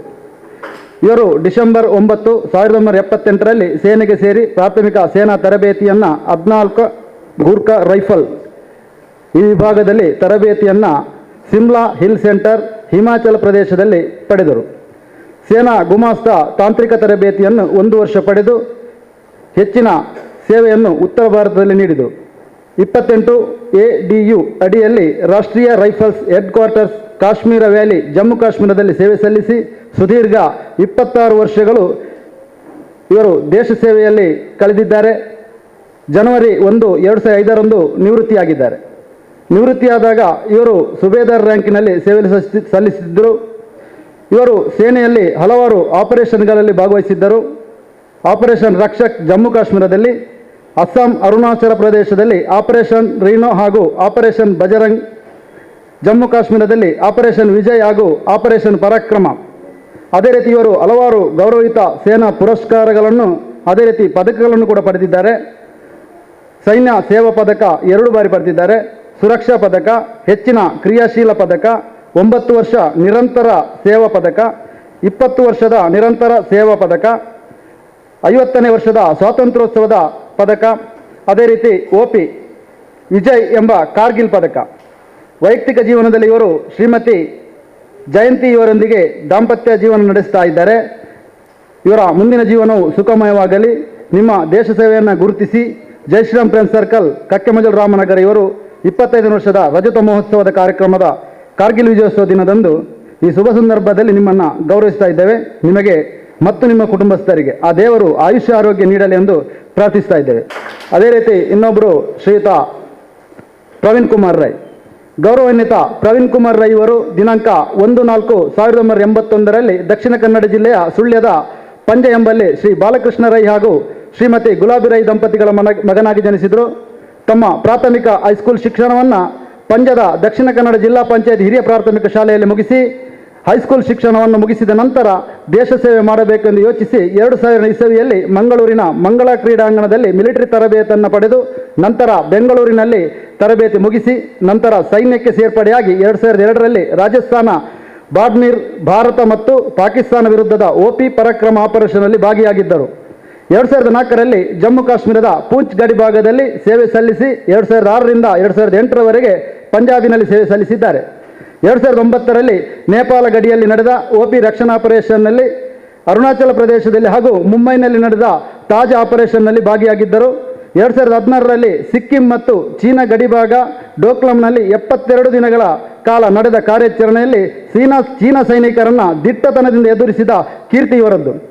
ಸೈನ್ಯದಲ್ಲಿ ಸುಮಾರು 18 ವರ್ಷಗಳ ಕಾಲ ಸೇವೆ ಸಲ್ಲಿಸಿ 2018ರಲ್ಲಿ ನಿವೃತ್ತಿ ಪಡೆದು ಕರ್ನಾಟಕ ರಾಜ್ಯ ಮೀಸಲು ಪಡೆಯಲ್ಲಿ ಕಾರ್ಯನಿರ್ವಹಿಸ್ತಾ ಇದ್ದಾರೆ. ವೈಯಕ್ತಿಕ ಜೀವನದಲ್ಲಿ ಶ್ರೀಮತಿ ಶರ್ಮಿಳಾ ರೈ ಅವರೊಂದಿಗೆ ದಾಂಪತ್ಯ ಜೀವನಕ್ಕೆ ಕಾಲಿರಿಸಿ 2 ಮಕ್ಕಳಾದ ಸಾನ್ವಿ ರೈ ಹಾಗೂ ಕಶ್ವಿ ರೈ ಅವರೊಂದಿಗೆ ಸುಖಿ ಜೀವನ ನಡೆಸ್ತಾ ಇದ್ದಾರೆ. ಇವರಿಗೂ ಕೂಡ ಆ ದೇವರು ಆರೋಗ್ಯ ಆಯುಷ್ಯ ನೀಡಲೆಂದು ಪ್ರಾರ್ಥಿಸ್ತಾ ಇದ್ದೇವೆ. ಅದೇ ರೀತಿ ಈ ಶುಭ ಸಂದರ್ಭದಲ್ಲಿ ಇವರನ್ನು ಕೂಡ ಗೌರವಿಸ್ತಾ ಇದ್ದೇವೆ. ಲೋಕೇಶ್ ಎನ್ ಬಿ, ಗೌರವಾನ್ವಿತ ಲೋಕೇಶ್ ಎನ್ ಬಿ ಇವರು ಭಾಗಮಂಡಲ ಕೂರ್ಗ್ ಇಲ್ಲಿ ಶ್ರೀ ಬಸಪ್ಪ ಎನ್ ಬಿ ಹಾಗೂ ಶ್ರೀಮತಿ ಪಾರ್ವತಿ ಎನ್ ಬಿ ದಂಪತಿಗಳ ಮಗನಾಗಿ ದಿನಾಂಕ 1/1/1980ರಲ್ಲಿ ಜನಿಸಿದರು. ಪ್ರಾಥಮಿಕ ಶಿಕ್ಷಣ ಹಾಗೂ ಹೈಸ್ಕೂಲ್ ಶಿಕ್ಷಣ ಮುಗಿಸಿ PUCಯಲ್ಲಿ ಓದುತ್ತಿರುವಾಗಲೇ ಮೆಡ್ರಾಸ್ ರೆಜಿಮೆಂಟ್ ಸೆಂಟರ್ 1998ರಲ್ಲಿ ಸೇರ್ಪಡೆಯಾಗಿ ಜೊತೆಗೆ ಸೇನೆಗೂ ಸೇರ್ಪಡೆಯಾದರು. 1998-99 ಸೇನಾ ತರಬೇತಿ ಪಡೆದು ಊಟಿಯಲ್ಲಿ ಸೇವೆ ಸಲ್ಲಿಸಿದರು. 2000ರಿಂದ 2008ರ ತನಕ ಜಮ್ಮು ಕಾಶ್ಮೀರದ ರಜೌರಿ ಜಿಲ್ಲೆ ರಾಷ್ಟ್ರೀಯ ರೈಫಲ್ಸ್ ವಿಭಾಗದಲ್ಲಿ ಪೂಂಚ್ನಲ್ಲಿ 3 ವರ್ಷ ಹಾಗೂ ಕಾರ್ಗಿಲ್ನ ಬಬಾಲಿಕ್ನಲ್ಲಿ ಸೇವೆ ಸಲ್ಲಿಸಿದ್ದಾರೆ. 2008ರಿಂದ 2010ರ ತನಕ ಪಂಜಾಬ್ ಜಲಂಧರ್ ಫಿರೋಜಾಪುರ್ನಲ್ಲಿ ಸೇವೆ ಸಲ್ಲಿಸಿ 2010ರಿಂದ 2011ರ ತನಕ ಸೌತ್ ಆಫ್ರಿಕಾದ ಕಾಂಗೋದಲ್ಲಿ ಕೂಡ ಸೇವೆ ಸಲ್ಲಿಸಿದ್ದಾರೆ. 2011ರಿಂದ ಮಧ್ಯಪ್ರದೇಶ, ರಾಜಸ್ಥಾನ ಹಾಗೂ ಆಂಧ್ರ ಪ್ರದೇಶದ ಸಿಕಂದರಾಬಾದಿನಲ್ಲಿ 2013ರ ತನಕ ಸೇವೆ ಸಲ್ಲಿಸಿ 2013ರಿಂದ 2015ರವರೆಗೆ ಅಸ್ಸಾಂನ ಗುವಾಹಟಿಯಲ್ಲಿ ಸೇವೆ ಸಲ್ಲಿಸಿದ್ದಾರೆ. 2015ರ ಸೆಪ್ಟೆಂಬರ್ನಲ್ಲಿ ಸೇವೆಯಿಂದ ನಿವೃತ್ತಿಯಾಗಿ 2017ರಲ್ಲಿ KSRPಯಲ್ಲಿ ಕಾನ್ಸ್ಟೇಬಲ್ ಆಗಿ ಸೇವೆ ಸಲ್ಲಿಸ್ತಾ ಇದ್ದಾರೆ. ಶ್ರೀಯುತ ಲೋಕೇಶ್ ಎನ್ ಬಿ ಇವರು ಶ್ರೀಮತಿ ರಾಣಿ ಇವರೊಂದಿಗೆ ದಾಂಪತ್ಯ ಜೀವನಕ್ಕೆ ಕಾಲಿರಿಸಿ ದಿಲ್, ಲಕ್ಷ್ಯ ಹಾಗೂ ಚಿಕ್ಕ ಮಗುವಿನೊಂದಿಗೆ ಸುಖ ಜೀವನ ನಡೆಸ್ತಾ ಇದ್ದಾರೆ. ನಿಮ್ಮ ಮುಂದಿನ ಜೀವನವು ಸುಗಮವಾಗಲಿ. ನಿಮ್ಮ ದೇಶ ಸೇವೆಯನ್ನು ಗುರುತಿಸಿ ಜಯಶ್ರೀರಾಮ್ ಫ್ರೆಂಡ್ಸ್ ಸರ್ಕಲ್, ಕಕ್ಕೆಮಜಲು, ರಾಮನಗರ ಇದರ 25ನೇ ವರ್ಷದ ರಜತ ಮಹೋತ್ಸವ ಸಂಭ್ರಮದ 20ನೇ ಕಾರ್ಯಕ್ರಮ ಕಾರ್ಗಿಲ್ ಮಹೋತ್ಸವದ ದಿನದ ಈ ಶುಭ ಸಂದರ್ಭದಲ್ಲಿ ನಿಮ್ಮನ್ನು ಕೂಡ ಗೌರವಿಸ್ತಾ ಇದ್ದೇವೆ. ನಿಮಗೆ ಹಾಗೂ ನಿಮ್ಮ ಕುಟುಂಬಸ್ಥರಿಗೂ ಆ ದೇವರು ಆಯುಷ್ಯ ಆರೋಗ್ಯ ನೀಡಲೆಂದು ಪ್ರಾರ್ಥಿಸ್ತಾ ಇದ್ದೇವೆ. ಅದೇ ರೀತಿ ಇನ್ನೊಬ್ಬರು ಶ್ರೀಯುತ ಸುರೇಶ್ ರಾಮನ್, ಗೌರವಾನ್ವಿತ ಸುರೇಶ್ ರಾಮನ್ ಇವರು ಕೇರಳದ ಪಾಲಕ್ಕಾಡ್ ಮಂಗರ ಎಂಬಲ್ಲಿ ಸೈನ್ಯದಲ್ಲಿ ಸೇವೆ ಸಲ್ಲಿಸುತ್ತಿದ್ದ ದಿವಂಗತ ರಾಮನ್ ಹಾಗೂ ರಾಧಾ ರಾಮನ್ ದಂಪತಿಗಳ ಪುತ್ರನಾಗಿ ಮೇ ತಿಂಗಳ 29, 1971ರಲ್ಲಿ ಜನಿಸಿದರು. ಮಂಗಳೂರಿನ ಬಿಜಯ್ ಹಾಗೂ ಉರ್ವದಲ್ಲಿ ಶಿಕ್ಷಣವನ್ನು ಮುಗಿಸಿದ ನಂತರ 1994ರಲ್ಲಿ ಮಹಾರಾಷ್ಟ್ರದ ನಾಸಿಕ್ ಎಂಬಲ್ಲಿ ಸೈನ್ಯದ ತರಬೇತಿಯನ್ನು ಪಡೆದು ಅದರಲ್ಲಿ ತೇರ್ಗಡೆಯಾಗಿ ತಮ್ಮ ಪ್ರಥಮ ಸೈನ್ಯದ ಸೇವೆಯನ್ನು ರಾಜಸ್ಥಾನದ ಅಜ್ಮೀರ್ನಲ್ಲಿ ಪ್ರಾರಂಭಿಸಿದರು. ನಂತರದ ದಿನಗಳಲ್ಲಿ ಅರುಣಾಚಲ ಪ್ರದೇಶ, ಪಶ್ಚಿಮ ಬಂಗಾಳದ ಸಿಲಿಗುಳಿ, ಲೇಹ್, ಲಡಾಖ್, ಮಹಾರಾಷ್ಟ್ರದ ನಾಸಿಕ್ ಹಾಗೂ ಜಮ್ಮು ಕಾಶ್ಮೀರದಲ್ಲಿ ತಮ್ಮ ಸೇವೆಯನ್ನು ಸಲ್ಲಿಸಿದ್ದಾರೆ. ಸೈನ್ಯದಲ್ಲಿ 18 ವರ್ಷಗಳ ಕಾಲದ ಸೇವೆಯನ್ನು ಸಲ್ಲಿಸಿ ಇವರು ನಿವೃತ್ತರಾಗಿ ಪ್ರಸ್ತುತ ದೇರ್ಲಕಟ್ಟೆಯ ನಿಟ್ಟೆ KS ಹೆಗಡೆ ಆಸ್ಪತ್ರೆಯಲ್ಲಿ ಸೆಂಟ್ರಲ್ ಕಿಚನ್ ವಿಭಾಗದಲ್ಲಿ ಕಾರ್ಯನಿರ್ವಹಣಾಧಿಕಾರಿಯಾಗಿ ಕಾರ್ಯನಿರ್ವಹಿಸ್ತಾ ಇದ್ದಾರೆ. ವೈಯಕ್ತಿಕ ಜೀವನದಲ್ಲಿ ಶ್ರೀಮತಿ ಮಾಲತಿ ಎಂಬವರೊಂದಿಗೆ ದಾಂಪತ್ಯ ಜೀವನ ಪ್ರಾರಂಭಿಸಿ ಋತಿಕಾ ಹಾಗೂ ಋಷಿಕೇಶ್ ಎಂಬ ಮಕ್ಕಳೊಂದಿಗೆ ಸುಖಿ ಜೀವನ ನಡೆಸ್ತಾ ಇದ್ದಾರೆ. ಇವರದ್ದು ಮುಂದಿನ ಜೀವನ ಸುಖಮಯವಾಗಲಿ. ನಿಮ್ಮ ಈ ದೇಶ ಸೇವೆಯನ್ನು ಗೌರವಿಸಿ ಜಯಶ್ರೀರಾಮ್ ಫ್ರೆಂಡ್ಸ್ ಸರ್ಕಲ್, ಕಕ್ಕೆಮಜಲು, ರಾಮನಗರ ಇದರ 25ನೇ ವರ್ಷದ ರಜತ ಮಹೋತ್ಸವದ ಸಂಭ್ರಮದ 20ನೇ ಕಾರ್ಯಕ್ರಮ ಕಾರ್ಗಿಲ್ ವಿಜಯೋತ್ಸವದ ದಿನದ ಈ ಶುಭ ಸಂದರ್ಭದಲ್ಲಿ ನಿಮ್ಮನ್ನು ಕೂಡ ಗೌರವಿಸ್ತಾ ಇದ್ದೇವೆ. ನಿಮಗೆ ಮತ್ತು ನಿಮ್ಮ ಕುಟುಂಬಸ್ಥರಿಗೆ ಆ ದೇವರು ಆಯುಷ್ಯ ಆರೋಗ್ಯ ಭಾಗ್ಯ ನೀಡಲೆಂದು ಪ್ರಾರ್ಥಿಸ್ತಾ ಇದ್ದೇವೆ. ಈ ಮೊದಲೇ ಹೇಳಿದಂತೆ ಅಶೋಕ್, ಉತ್ತರ ಕರ್ನಾಟಕ ಬೆಳಗಾವಿಯವರು KSRPಯಲ್ಲಿ ಈಗ ಕಾರ್ಯನಿರ್ವಹಿಸ್ತಾ ಇದ್ದಾರೆ. ಇವರು ನಾವು ಬರ್ತೇವೆ ಅಂತ ಅನಿಸ್ತಿರಲಿಲ್ಲ, ಆದರೂ ಬಂದಿದ್ದಾರೆ. ಇದಕ್ಕಾಗಿ ಅವರನ್ನು ಸಂಪೂರ್ಣವಾಗಿ ಈ ಕಾರ್ಯಕ್ರಮದಲ್ಲಿ ನಾನು ಮೊದಲಾಗಿ ಸ್ವಾಗತಿಸ್ತಾ ಇದ್ದೇನೆ. ಸುಮಾರು 18, 20, 25 ವರ್ಷ ಹೀಗೆ ಅನೇಕ ಅವರವರ ನಿವೃತ್ತಿ ಜೀವನದವರೆಗೆ ದೇಶದ ಸೇನೆಯಲ್ಲಿ ಈ ಭಾರತ ಮಾತೆಗೋಸ್ಕರ ತನ್ನ ಜೀವನವನ್ನು ಅವರು ಮುಡಿಪಾಗಿಟ್ಟಿದ್ದಾರೆ. ನಿವೃತ್ತ ಜೀವನ ಅವರಿಗೆ ಸುಖಮಯವಾಗಲಿ, ಅವರ ಮುಂದಿನ ಜೀವನ ಕೂಡ ಒಳ್ಳೆಯದಾಗಲಿ ಅಂತ ನಾವು ಕೂಡ ಪರಮಾತ್ಮನಲ್ಲಿ ಪ್ರಾರ್ಥಿಸ್ಕೊಳ್ತಾ ಇದ್ದೇವೆ. ಬಂಧುಗಳೇ, ಈ ಎಲ್ಲ ಸೈನಿಕರಿಗೆ ನೀವು ಮೂಕ ಪ್ರೇಕ್ಷಕಾಗಿ ನೋಡುವುದಲ್ಲ, ನಿಮ್ಮ ಕೈಯನ್ನ ಚಪ್ಪಾಳೆಯ ಮುಖಾಂತರ ಅವರಿಗೆ ಅಭಿನಂದಿಸಬೇಕು. ನಿಮ್ಮ ಚಪ್ಪಾಳೆ ನಿರಂತರವಾಗಿ ನಡೆಯಬೇಕು. ಬಂಧುಗಳೇ, ನಮಗೆ ಸೇವೆ ಸಲ್ಲಿಸಲಿಕ್ಕೆ ಸಾಧ್ಯ ಇಲ್ಲ, ಇಂಥ ಮಹನೀಯರಾದರೂ ಕೂಡ ಈ ದೇಶದ ಸೇವೆಯನ್ನ ಮಾಡಿದ್ದಾರೆ ಅಂತಕ್ಕಂಥ ಹೆಮ್ಮೆ ನಮಗಿರಬೇಕು. ಒಂದು ದೊಡ್ಡ ಸೇನೆಯಲ್ಲಿ ಮಾಡಿದ ಸೇವೆ ದೊಡ್ಡದ, ನಮ್ಮ ಚಪ್ಪಾಳೆ ದೊಡ್ಡದು. ಹಾಗಾಗಿ ನಾವು ಚಪ್ಪಾಳೆ ಕಟ್ಟಿ ಅಂತ ಹೇಳಲಿಕ್ಕೆ ನಾವು ಅವಕಾಶ ಕೊಡಬಾರದು. ಅವರ ಸೇವೆಯ ಮುಂದೆ ನಮ್ಮ ಚಪ್ಪಾಳೆ ನಗಣ್ಯ. ಆದ್ರೂ ಕೂಡ ದೇವರು ನಮಗೆ ಈ ಒಂದು ಅವಕಾಶ ಕೊಟ್ಟಿದ್ದಾರೆ. ಅದಕ್ಕೋಸ್ಕರ ಚಪ್ಪಾಳೆ ಮುಖಾಂತರ ನಿರಂತರವಾಗಿ ಎಲ್ಲ ಸೈನಿಕರನ್ನ ಅಭಿನಂದಿಸೋಣ. ಈ ಭಾರತ ಮಾತೆಯ ಒಂದು ರಕ್ಷಣೆಗೋಸ್ಕರ ಮುಂದಿನ ದಿನಗಳಲ್ಲಿ ಇನ್ನಷ್ಟು ಯುವಕರು ಕೂಡ ಈ ಸೇನೆಗೆ ಸೇರುವಂತಾಗಲಿ. ನಾವು ನೀವೆಲ್ಲ ಮಾಧ್ಯಮಗಳಲ್ಲಿ ನೋಡ್ತಾ ಇದ್ದೇವೆ, ಅದು ನಿನ್ನೆಯವರೆಗೂ ಕೂಡ ಆ ಪಾಕಿಸ್ತಾನ ಏನು ಮಾಡ್ತಾ ಇದೆ ಅಂತ ನಾವೆಲ್ಲರೂ ಗಮನಿಸ್ತಾ ಇದ್ದೇವೆ. ಹಾಗಾಗಿ ಅಂಥ ಆ ರಾಷ್ಟ್ರಕ್ಕೆ ಆ ದೇವರು ಒಂದು ಶಿಕ್ಷೆಯನ್ನು ಖಂಡಿತ ಕೊಟ್ಟಿದ್ದಾರೆ. ನೀವು ಕೂಡ ಗಮನಿಸ್ತಾ ಇದ್ದೀರಿ, ಮಾಧ್ಯಮಗಳಲ್ಲಿ ನೋಡ್ತಾ ಇದ್ದೀರಿ ಪಾಕಿಸ್ತಾನದ ಸ್ಥಿತಿ ಎಲ್ಲಿಗೆ ಮುಟ್ಟಿದೆ ಅಂತ. ಅಲ್ಲಿಯ ಯುವಕರು ಎಲ್ಲ ಶಿಕ್ಷಣ ಪಡೆದಂಥ ಒಳ್ಳೊಳ್ಳೆ ಮೇಧಾವಿಗಳು ದೇಶವನ್ನ ಬಿಟ್ಟು ಹೋಗ್ತಾ ಇದ್ದಾರೆ. ಸ್ವಲ್ಪ ನೀವು ಪೇಪರನ್ನ ಓದದಿದ್ದರೆ, ಮಾಧ್ಯಮಗಳನ್ನು ನೋಡದಿದ್ದರೆ ಕೇವಲ ಧಾರಾವಾಹಿ ನೋಡುವುದಲ್ಲ, ವಿಶೇಷವಾಗಿ ಮಹಿಳೆಯರಲ್ಲಿ ಒಂದು ವಿಜ್ಞಾಪನೆ ಧಾರಾವಾಹಿಸಬೇಕಾದ್ರೆ ದೇಶದಲ್ಲಿ ಏನು ನಡೀತಾ ಇದೆ, ನಮ್ಮ ಸುತ್ತಮುತ್ತ ಏನು ನಡೀತಾ ಇದೆ, ನಿಮ್ಮ ಮನೆಯ ಮಕ್ಕಳು ಕಾಲೇಜಿಗೆ ಹೋಗಿ ಸೇಫ್ ಆಗಿ ಬರ್ತಾ ಇದ್ದಾರಾ, ಇವೆಲ್ಲವೂ ಕೂಡ ದೇಶಕ್ಕೆ ಸಂಬಂಧಪಟ್ಟ ವಿಚಾರಗಳು. ಕೇವಲ ಸೈನಿಕರು ಅಲ್ಲಿ ಹೋರಾಡಿದ್ರೆ ಮಾತ್ರ ದೇಶ ಸೇವೆ ಅಲ್ಲ. ನಮ್ಮ ದಿಕ್ಸೂಚಿ ಭಾಷಣದಲ್ಲಿ ಹಿರಿಯರು ಹೇಳಿದ ಹಾಗೆ ನಾವು ಗಡಿಯಲ್ಲಿ ಸೇವೆಯನ್ನು ಮಾಡಲಿಕ್ಕೆ ಸಾಧ್ಯ ಇಲ್ಲದಿದ್ರೂ ಕೂಡ ನಮ್ಮ ಸ್ಥಳೀಯ ಪ್ರದೇಶಗಳಲ್ಲಿ ಈ ದೇಶದ ರಕ್ಷಣೆಗೋಸ್ಕರ, ನಮ್ಮ ಪ್ರದೇಶದ ರಕ್ಷಣೆಗೋಸ್ಕರ, ಅದು ಬೇರೆ ಬೇರೆ ಲವ್ ಜಿಹಾದ್ ಇರಬಹುದು, ಗೋಹತ್ಯೆ ಇರಬಹುದು, ಗೌರವಕ್ಕೆ ಭಾಜನರಾದ ಈ ಎಲ್ಲ 5 ಜನ ನಿವೃತ್ತ ಸೈನಿಕರಿಗೂ ಕೂಡ ಮತ್ತೊಮ್ಮೆ ಮನದಂತರ ತುಂಬ ಹೃದಯದ ಧನ್ಯವಾದಗಳನ್ನು ಸಮರ್ಪಣೆ ಮಾಡ್ತಾ ಇದ್ದೇವೆ. ನಿಮ್ಮ ಆ ಸೇವೆಯಲ್ಲಿ ಮಾಡಿದಂಥ ನಿಮ್ಮ ಅನುಭವಗಳು, ದೇಶದ ರಕ್ಷಣೆಯಲ್ಲಿ ನೀವು ಪಟ್ಟಂತ ಕಷ್ಟಗಳ ಬಗ್ಗೆ ಒಂದಷ್ಟು ನಿಮ್ಮ ಸಮಾಜಕ್ಕೆ ಅದರ ಮಾಹಿತಿಯನ್ನ ತಿಳಿಯಪಡಿಸಬೇಕು. ಚಿತ್ರಗಳಲ್ಲಿ ಮುಂದಿರತಕ್ಕಂಥ ಯುವಕರನ್ನ ನಿಮ್ಮ ಕೈಲಾದಷ್ಟು ಮಟ್ಟಿಗೆ ದೇಶ ಸೇವೆಗೆ ಅಲ್ಲದಿದ್ರೂ ಕೂಡ ದೇಶ ಬಗ್ಗೆ ನೀವು ನಿಮ್ಮ ಪ್ರದೇಶಗಳಲ್ಲಿ ದೇಶ ಸೈನಿಕರನ್ನ ಹುಟ್ಟುಹಾಕಿ ಧನ್ಯವಾದಗಳನ್ನು ಸಮರ್ಪಣೆ ಮಾಡುತ್ತಾ ಕಾರ್ಯಕ್ರಮವನ್ನ ಮುಂದಕ್ಕೆ ಕೊಂಡೋಗಿ ನಿಮ್ಮೆಲ್ಲರ ಚಿರ ಪರಿಚಿತರು ಆಗಿರುವಂತಹ ನಿವೃತ್ತ ಸೈನಿಕರು ಆಗಿರುವಂತಹ ಕ್ಯಾಪ್ಟನ್ ಬ್ರಜೇಶ್ ಚೌಟ ಇವರಿಂದ ಇವತ್ತಿನ ಈ ಕಾರ್ಯಕ್ರಮದ ಸಭಾಧ್ಯಕ್ಷತೆ ನೋಡಿ. ಇವರ 25ನೇ ವರ್ಷದ ಈ ಒಂದು ವಿಶೇಷವಾದ ಸಂದರ್ಭದಲ್ಲಿ ಕಾರ್ಗಿಲ್ ವಿಜಯೋತ್ಸವದ 24ನೇ ವರ್ಷದ ವಿಜಯೋತ್ಸವದ ವಿಜಯ ದಿವಸ ಇವತ್ತು ನಾವು ಆಚರಣೆ ಮಾಡ್ತಾ ಇದ್ದೀವ.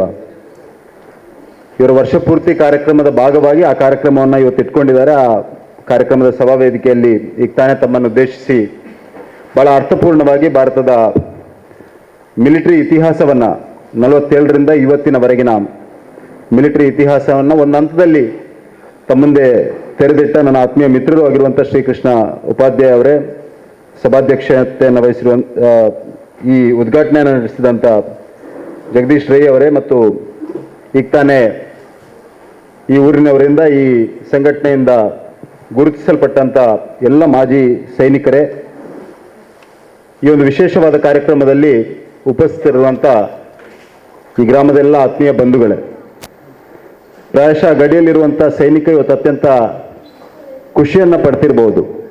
ಒಬ್ಬ ಸೈನಿಕನಾಗಿ, ಒಂದು ಪೂರ್ವ ಸೈನಿಕನಾಗಿ ಒಂದು 10 ವರ್ಷಗಳ ಕಾಲ ಸೇನೆಯಲ್ಲಿ ಕೆಲಸ ಮಾಡಿರೋ ಅನುಭವದಿಂದ ಹೇಳಬೇಕಾದ್ರೆ, ಪ್ರತಿ ಊರಿನಲ್ಲಿ ಈ ರೀತಿಯ ಕಾರ್ಯಕ್ರಮಗಳು ನಡೆದರೆ, ಈ ರೀತಿಯಾಗಿ ಒಂದು ಅರ್ಥಪೂರ್ಣವಾದ ಕಾರ್ಯಕ್ರಮ, ದೀಪವನ್ನು ಹಚ್ಚಿ ಸೈನಿಕರ ಸೇವೆಯನ್ನು ಗುರುತಿಸುವಂಥ ಕೆಲಸ, ತಾವಲ್ಲಿ ಕೆಲಸ ಮಾಡ್ತಾ ಇದ್ದೀರಿ, ನಾವು ಊರಲ್ಲಿ ನಿಮ್ಮನ್ನು ಅತ್ಯಂತ ಗೌರವದಿಂದ ಕಾಣ್ತೇವೆ, ನಿಮ್ಮನ್ನು ಗುರುತಿಸ್ತೇವೆ ಅನ್ನುವಂಥ ಭಾವನೆಯನ್ನು ಅವರಿಗೆ ಕೊಡುವುದೇ ಪ್ರಾಯಶಃ ಸೈನಿಕರಿಗೆ ನಿಜವಾದ ಅರ್ಥದಲ್ಲಿ ಆ ಕಾರ್ಗಿಲ್ನ ಹೋರಾಟದಲ್ಲಿ ಬಲಿದಾನವನ್ನು ಮಾಡಿದಂಥ ಎಲ್ಲ ಸೈನಿಕರಿಗೆ ನಿಜವಾದ ಅರ್ಥದಲ್ಲಿ ಶ್ರದ್ಧಾಂಜಲಿಯನ್ನು ಕೊಡುವ ಕಾರ್ಯಕ್ರಮ ಅಂತ ನಾನಂತೂ ಖಂಡಿತ ಭಾವಿಸ್ತಾ ಇದ್ದೇನೆ. ಅದಕ್ಕೆ ವಿಶೇಷವಾಗಿ ಈ ಸಂಘಟನೆಗೆ ಮತ್ತು ಈ ಊರಿನವರಿಗೆ ಅಭಿನಂದನೆಗಳನ್ನು ಸಲ್ಲಿಸಲಿಕ್ಕೆ ಬಯಸ್ತಾ ಇದ್ದೇನೆ. ಬಹಳ ಒಂದು ವಿಶೇಷವಾದ ಯುದ್ಧ ಕಾರ್ಗಿಲ್ನ ಯುದ್ಧ.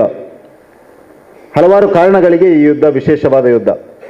ಒಂದು, ಇವತ್ತು 25ರಿಂದ 40, 45, 50 ವರ್ಷದ ಭಾರತದ ಯುವ ಜನಾಂಗ ಏನಿದೆಯಾ, ಇವರೆಲ್ಲರೂ ಕಣ್ಣಾರೆ ಕಂಡಂಥ ಯುದ್ಧ 99ರ ಕಾರ್ಗಿಲ್ ಯುದ್ಧ. ಶ್ರೀಕೃಷ್ಣರು ಹೇಳಿದ ಹಾಗೆ ನಮ್ಮ ಮೇಲೆ ಮೋಸದಿಂದ ಹೇರಲ್ಪಟ್ಟಂಥ ಯುದ್ಧ 1999ರ ಕಾರ್ಗಿಲ್ ಯುದ್ಧ. ಆ ಸಂದರ್ಭದಲ್ಲಿ ಸಮುದ್ರ ಮಟ್ಟಕ್ಕಿಂತ 18,000 ಅಡಿ ಎತ್ತರದ ಕಡಿದಾದ ಭೂ ಪ್ರದೇಶದಲ್ಲಿ ಆ ಯುದ್ಧ ನಡೆದಿತ್ತು. ನಾನು ತುಂಬ ಕಡೆಗಳಲ್ಲಿ ವಿದ್ಯಾರ್ಥಿಗಳಲ್ಲಿ ಮಾತನಾಡುವಾಗ, ಯುವಕರ ಹತ್ರ ಮಾತನಾಡುವಾಗ ಹೇಳೋದೇನೆಂದರೆ, ಒಂದು ಬಾರಿ ಕಾರ್ಗಿಲ್ ಭೂಪ್ರದೇಶಕ್ಕೆ, ಲದಾಖ್ನ ಭೂಪ್ರದೇಶಕ್ಕೆ, ಆ ಅರುಣಾಚಲದ ಭೂಪ್ರದೇಶಕ್ಕೆ ತಾವೆಲ್ಲ ಹೋಗಿ ಬರಬೇಕು. ಭಾರತವನ್ನು ಯಾವ ರೀತಿ ನಮ್ಮ ಸೈನಿಕರು ದಿಟ್ಟತನದಿಂದ ಅಲ್ಲಿ ಎದುರಿಸ್ತಾ ಇದ್ದಾರೆ, ಭಾರತವನ್ನು ಯಾವ ರೀತಿ ಭಾರತದ ಸಾರ್ವಭೌಮತೆಯನ್ನು ಕಾಪಾಡ್ತಾ ಇದ್ದಾರೆ ಅನ್ನೋದನ್ನು ನೋಡಲಿಕ್ಕೆ ಒಂದು ಬಾರಿ ಆ ಭೂಪ್ರದೇಶಕ್ಕೆ ತೀರ್ಥಯಾತ್ರೆಯನ್ನು ಮಾಡಿ ಬರಬೇಕು. ನಾವು ಕಾಶಿ, ಅಯೋಧ್ಯೆ, ಮಥುರಾ ಈ ರೀತಿ ಹೋಗ್ತೀವಿ ಹೇಗೋ ಅದೇ ರೀತಿ ಕಾಶ್ಮೀರದ ಭೂಪ್ರದೇಶಕ್ಕೆ ನಾವು ಒಂದು ಬಾರಿ ಹೋಗಿ ನಮ್ಮ ಸೈನಿಕರು ಯಾವ ರೀತಿಯ ಹೋರಾಟವನ್ನು ಅಲ್ಲಿ ಮಾಡಿದ್ದಾರೆ, ಯಾವ ರೀತಿ ಈ ದೇಶಕ್ಕೋಸ್ಕರ ಕೆಲಸವನ್ನು ಮಾಡಿದ್ದಾರೆ ಅನ್ನೋದನ್ನು ಒಂದ್ಸಲ ತಿಳ್ಕೊಂಡು ಬರಬೇಕು ಅನ್ನುವಂಥ ವಿನಂತಿಯನ್ನು ನಾನು ತುಂಬ ಸಲ ವಿದ್ಯಾರ್ಥಿಗಳಿಗೆ ಮಾಡ್ತೇನೆ. ಹಾಗಾಗಿ 99ರ ಕಾರ್ಗಿಲ್ ಯುದ್ಧ ಏನಿತ್ತ ಅಂಥ ಒಂದು ಕಠಿಣವಾದ ಪ್ರದೇಶದಲ್ಲಿ, ಪ್ರತಿಕೂಲ ಹವಾಮಾನದಲ್ಲಿ, ಪ್ರತಿಕೂಲ ಪರಿಸ್ಥಿತಿಯಲ್ಲಿ ಒಬ್ಬ ಸೈನಿಕನಾಗಿ ಯಾವತ್ತೂ ಅಡ್ವಾಂಟೇಜಸ್ ಪೊಸಿಷನ್ ಮೇಲೆ ಇರುವಂಥದ್ದು. ನಾವು ಆ ಸಂದರ್ಭದಲ್ಲಿ ಇದ್ದದ್ದು ಕೆಳಗೆ. ನಾನು ಆಗಲೇ ಹೇಳಿದಾಗೆ ಮೋಸದಿಂದ ಹೇರಲ್ಪಟ್ಟ ಯುದ್ಧ. 4 ತಿಂಗಳುಗಳ ಕಾಲ ನಾವು ಕೆಳಗಿರೋದು, ಅವರು ಕೆಳಗಿರೋದು ಅನ್ನುವಂಥದ್ದು ಅಲಿಖಿತ ಆದರೂ ಹೆಚ್ಚಿನ ಒಪ್ಪಂದಗಳು ಸೈನಿಕರ ಮಧ್ಯೆ ನಡೆಯುವಂಥದ್ದು ಅಲಿಖಿತ ಒಪ್ಪಂದಗಳೇ. ಯುದ್ಧವನ್ನು ಕೂಡ ಒಂದು ರೂಲ್ನ ಚೌಕಟ್ಟಿನಲ್ಲಿ ಮಾಡುವಂಥದ್ದು ಎಲ್ಲ ಸೈನಿಕರ ಒಂದು ಧರ್ಮ. ಆ ಧರ್ಮಕ್ಕೆ ವಿರುದ್ಧವಾಗಿ ನಡೆದಂಥ ಯುದ್ಧ ಕಾರ್ಗಿಲ್ನ ಯುದ್ಧ. ಹಾಗಾಗಿ ಅಂಥ ಸಂದರ್ಭದಲ್ಲಿಯೂ ಕೂಡ ಸೈನಿಕ ಇಡೀ ರಾಷ್ಟ್ರ ತನ್ನ ಜೊತೆಗಿದೆ, ಆ ಸಂದರ್ಭದ ಸರ್ಕಾರ ತನ್ನ ಜೊತೆ ಇದೆ ಅನ್ನೋದನ್ನು ಅರಿತುಕೊಂಡು ಒಂದು ವಿಶೇಷವಾದ ಹೋರಾಟವನ್ನು ಮಾಡಿ ಕಾರ್ಗಿಲ್ನ ಆ ಒಂದೂವರೆ ತಿಂಗಳ ಯುದ್ಧದಲ್ಲಿ 1 ಇಂಚು ಭೂಮಿಯನ್ನು ಬಿಡದೆ ಕಾರ್ಗಿಲನ್ನು ಮತ್ತೆ ವಾಪಸ್ ನಮ್ಮ ಭಾರತದ ಕಂಟ್ರೋಲ್ಗೆ ತೆಗೆದುಕೊಂಡಿತು. ನಾನು ಈ ಸಂದರ್ಭದಲ್ಲಿ ತಮ್ಮಲ್ಲೆಲ್ಲರಲ್ಲಿ ಹೇಳೋದು, ಒಬ್ಬೊಬ್ಬರ ಕಥೆಯನ್ನು ತಾವು ಕೇಳಬೇಕು. ಅದು ಕ್ಯಾಪ್ಟನ್ ವಿಕ್ರಮ್ ಬಾತ್ರನ ಕಥೆ ಇರ್ಬೋದು, ಲೆಫ್ಟಿನೆಂಟ್ ಸೌರಭ್ ಕಾಲಿಯಾನ ಕಥೆಯನ್ನು ಅವ್ರು ಹೇಳಿದರು. ಲೆಫ್ಟಿನೆಂಟ್ ಮನೋಜ್ ಕುಮಾರ್ ಪಾಂಡೆ ಅನ್ನುವಂಥದ್ದು ನಮ್ಮದೇ ರೆಜಿಮೆಂಟ್ನ, ಗೋರ್ಖಾ ರೆಜಿಮೆಂಟ್ನ ಒಬ್ಬ ಸೈನಿಕನ ಕಥೆಯನ್ನು ಕೇಳಬೇಕು. ಒಬ್ಬೊಬ್ಬರ ಕಥೆಯು ರೋಚಕವಾದಂಥದ್ದು. ಎಲ್ಲ ಕಥೆಯನ್ನು ತಿಳ್ಕೊಂಡು ಕಾರ್ಗಿಲ್ ವಿಜಯೋತ್ಸವವನ್ನು ನಾವು ಆಚರಣೆಯನ್ನು ಮಾಡಬೇಕು. ಒಬ್ಬ ಸೈನಿಕನ ಮಾನಸಿಕತೆಯನ್ನು ಅರ್ಥಕೊಂಡು ಆ ಸೈನಿಕರಿಗೆ ಬೇಕಾಗಿರೋದು ಇಷ್ಟೇ, ನನ್ನ ಸಮಾಜ ನನ್ನ ಹಿಂದೆ ಇದೆಯಾ, ನನ್ನ ರಾಷ್ಟ್ರ ನನ್ನ ಹಿಂದೆ ಇದೆಯಾ ಅನ್ನುವಂಥದ್ದು. ಹಾಗಾಗಿ ಈ ಸಂದರ್ಭದಲ್ಲಿ ಈ ಒಂದು ಪುಟ್ಟ ಗ್ರಾಮದಲ್ಲಿ ಎಲ್ಲರೂ ಒಟ್ಟಿಗೆ ಸೇರಿಕೊಂಡು ಈ ರೀತಿ ನಮ್ಮ ಸಂಭ್ರಮದ ಈ ವಿಜಯದ ಆಚರಣೆಯನ್ನು ಮಾಡಿಕೊಂಡು ಅವರಿಗೆ ಶ್ರದ್ಧಾಂಜಲಿಯನ್ನು ಸಲ್ಲಿಸುವುದು ಅತ್ಯಂತ ಅರ್ಥಪೂರ್ಣವಾದ ಕಾರ್ಯಕ್ರಮ. ಆ ಅರ್ಥಪೂರ್ಣವಾದ ಕಾರ್ಯಕ್ರಮಕ್ಕೆ ಶ್ರೀಕೃಷ್ಣ ಉಪಾಧ್ಯಾಯರು 47ರಿಂದ ಇವತ್ತಿನವರೆಗೆ ಯಾವ ರೀತಿಯಲ್ಲಿ ಈ ದೇಶವನ್ನು ನಾವು ಕಟ್ಟಿ ಬೆಳೆಸಿದ್ದೇವೆ, ಯಾವ ರೀತಿ ಇನ್ನು ಮುಂದೆ ಕಟ್ಟಿ ಬೆಳೆಸಬೇಕು ಅನ್ನುವಂಥದ್ದನ್ನು ತುಂಬ ಅರ್ಥಪೂರ್ಣವಾಗಿ ತಮಗೆ ಮನಮುಟ್ಟುವ ರೀತಿಯಲ್ಲಿ ಹೇಳಿದ್ದಾರೆ.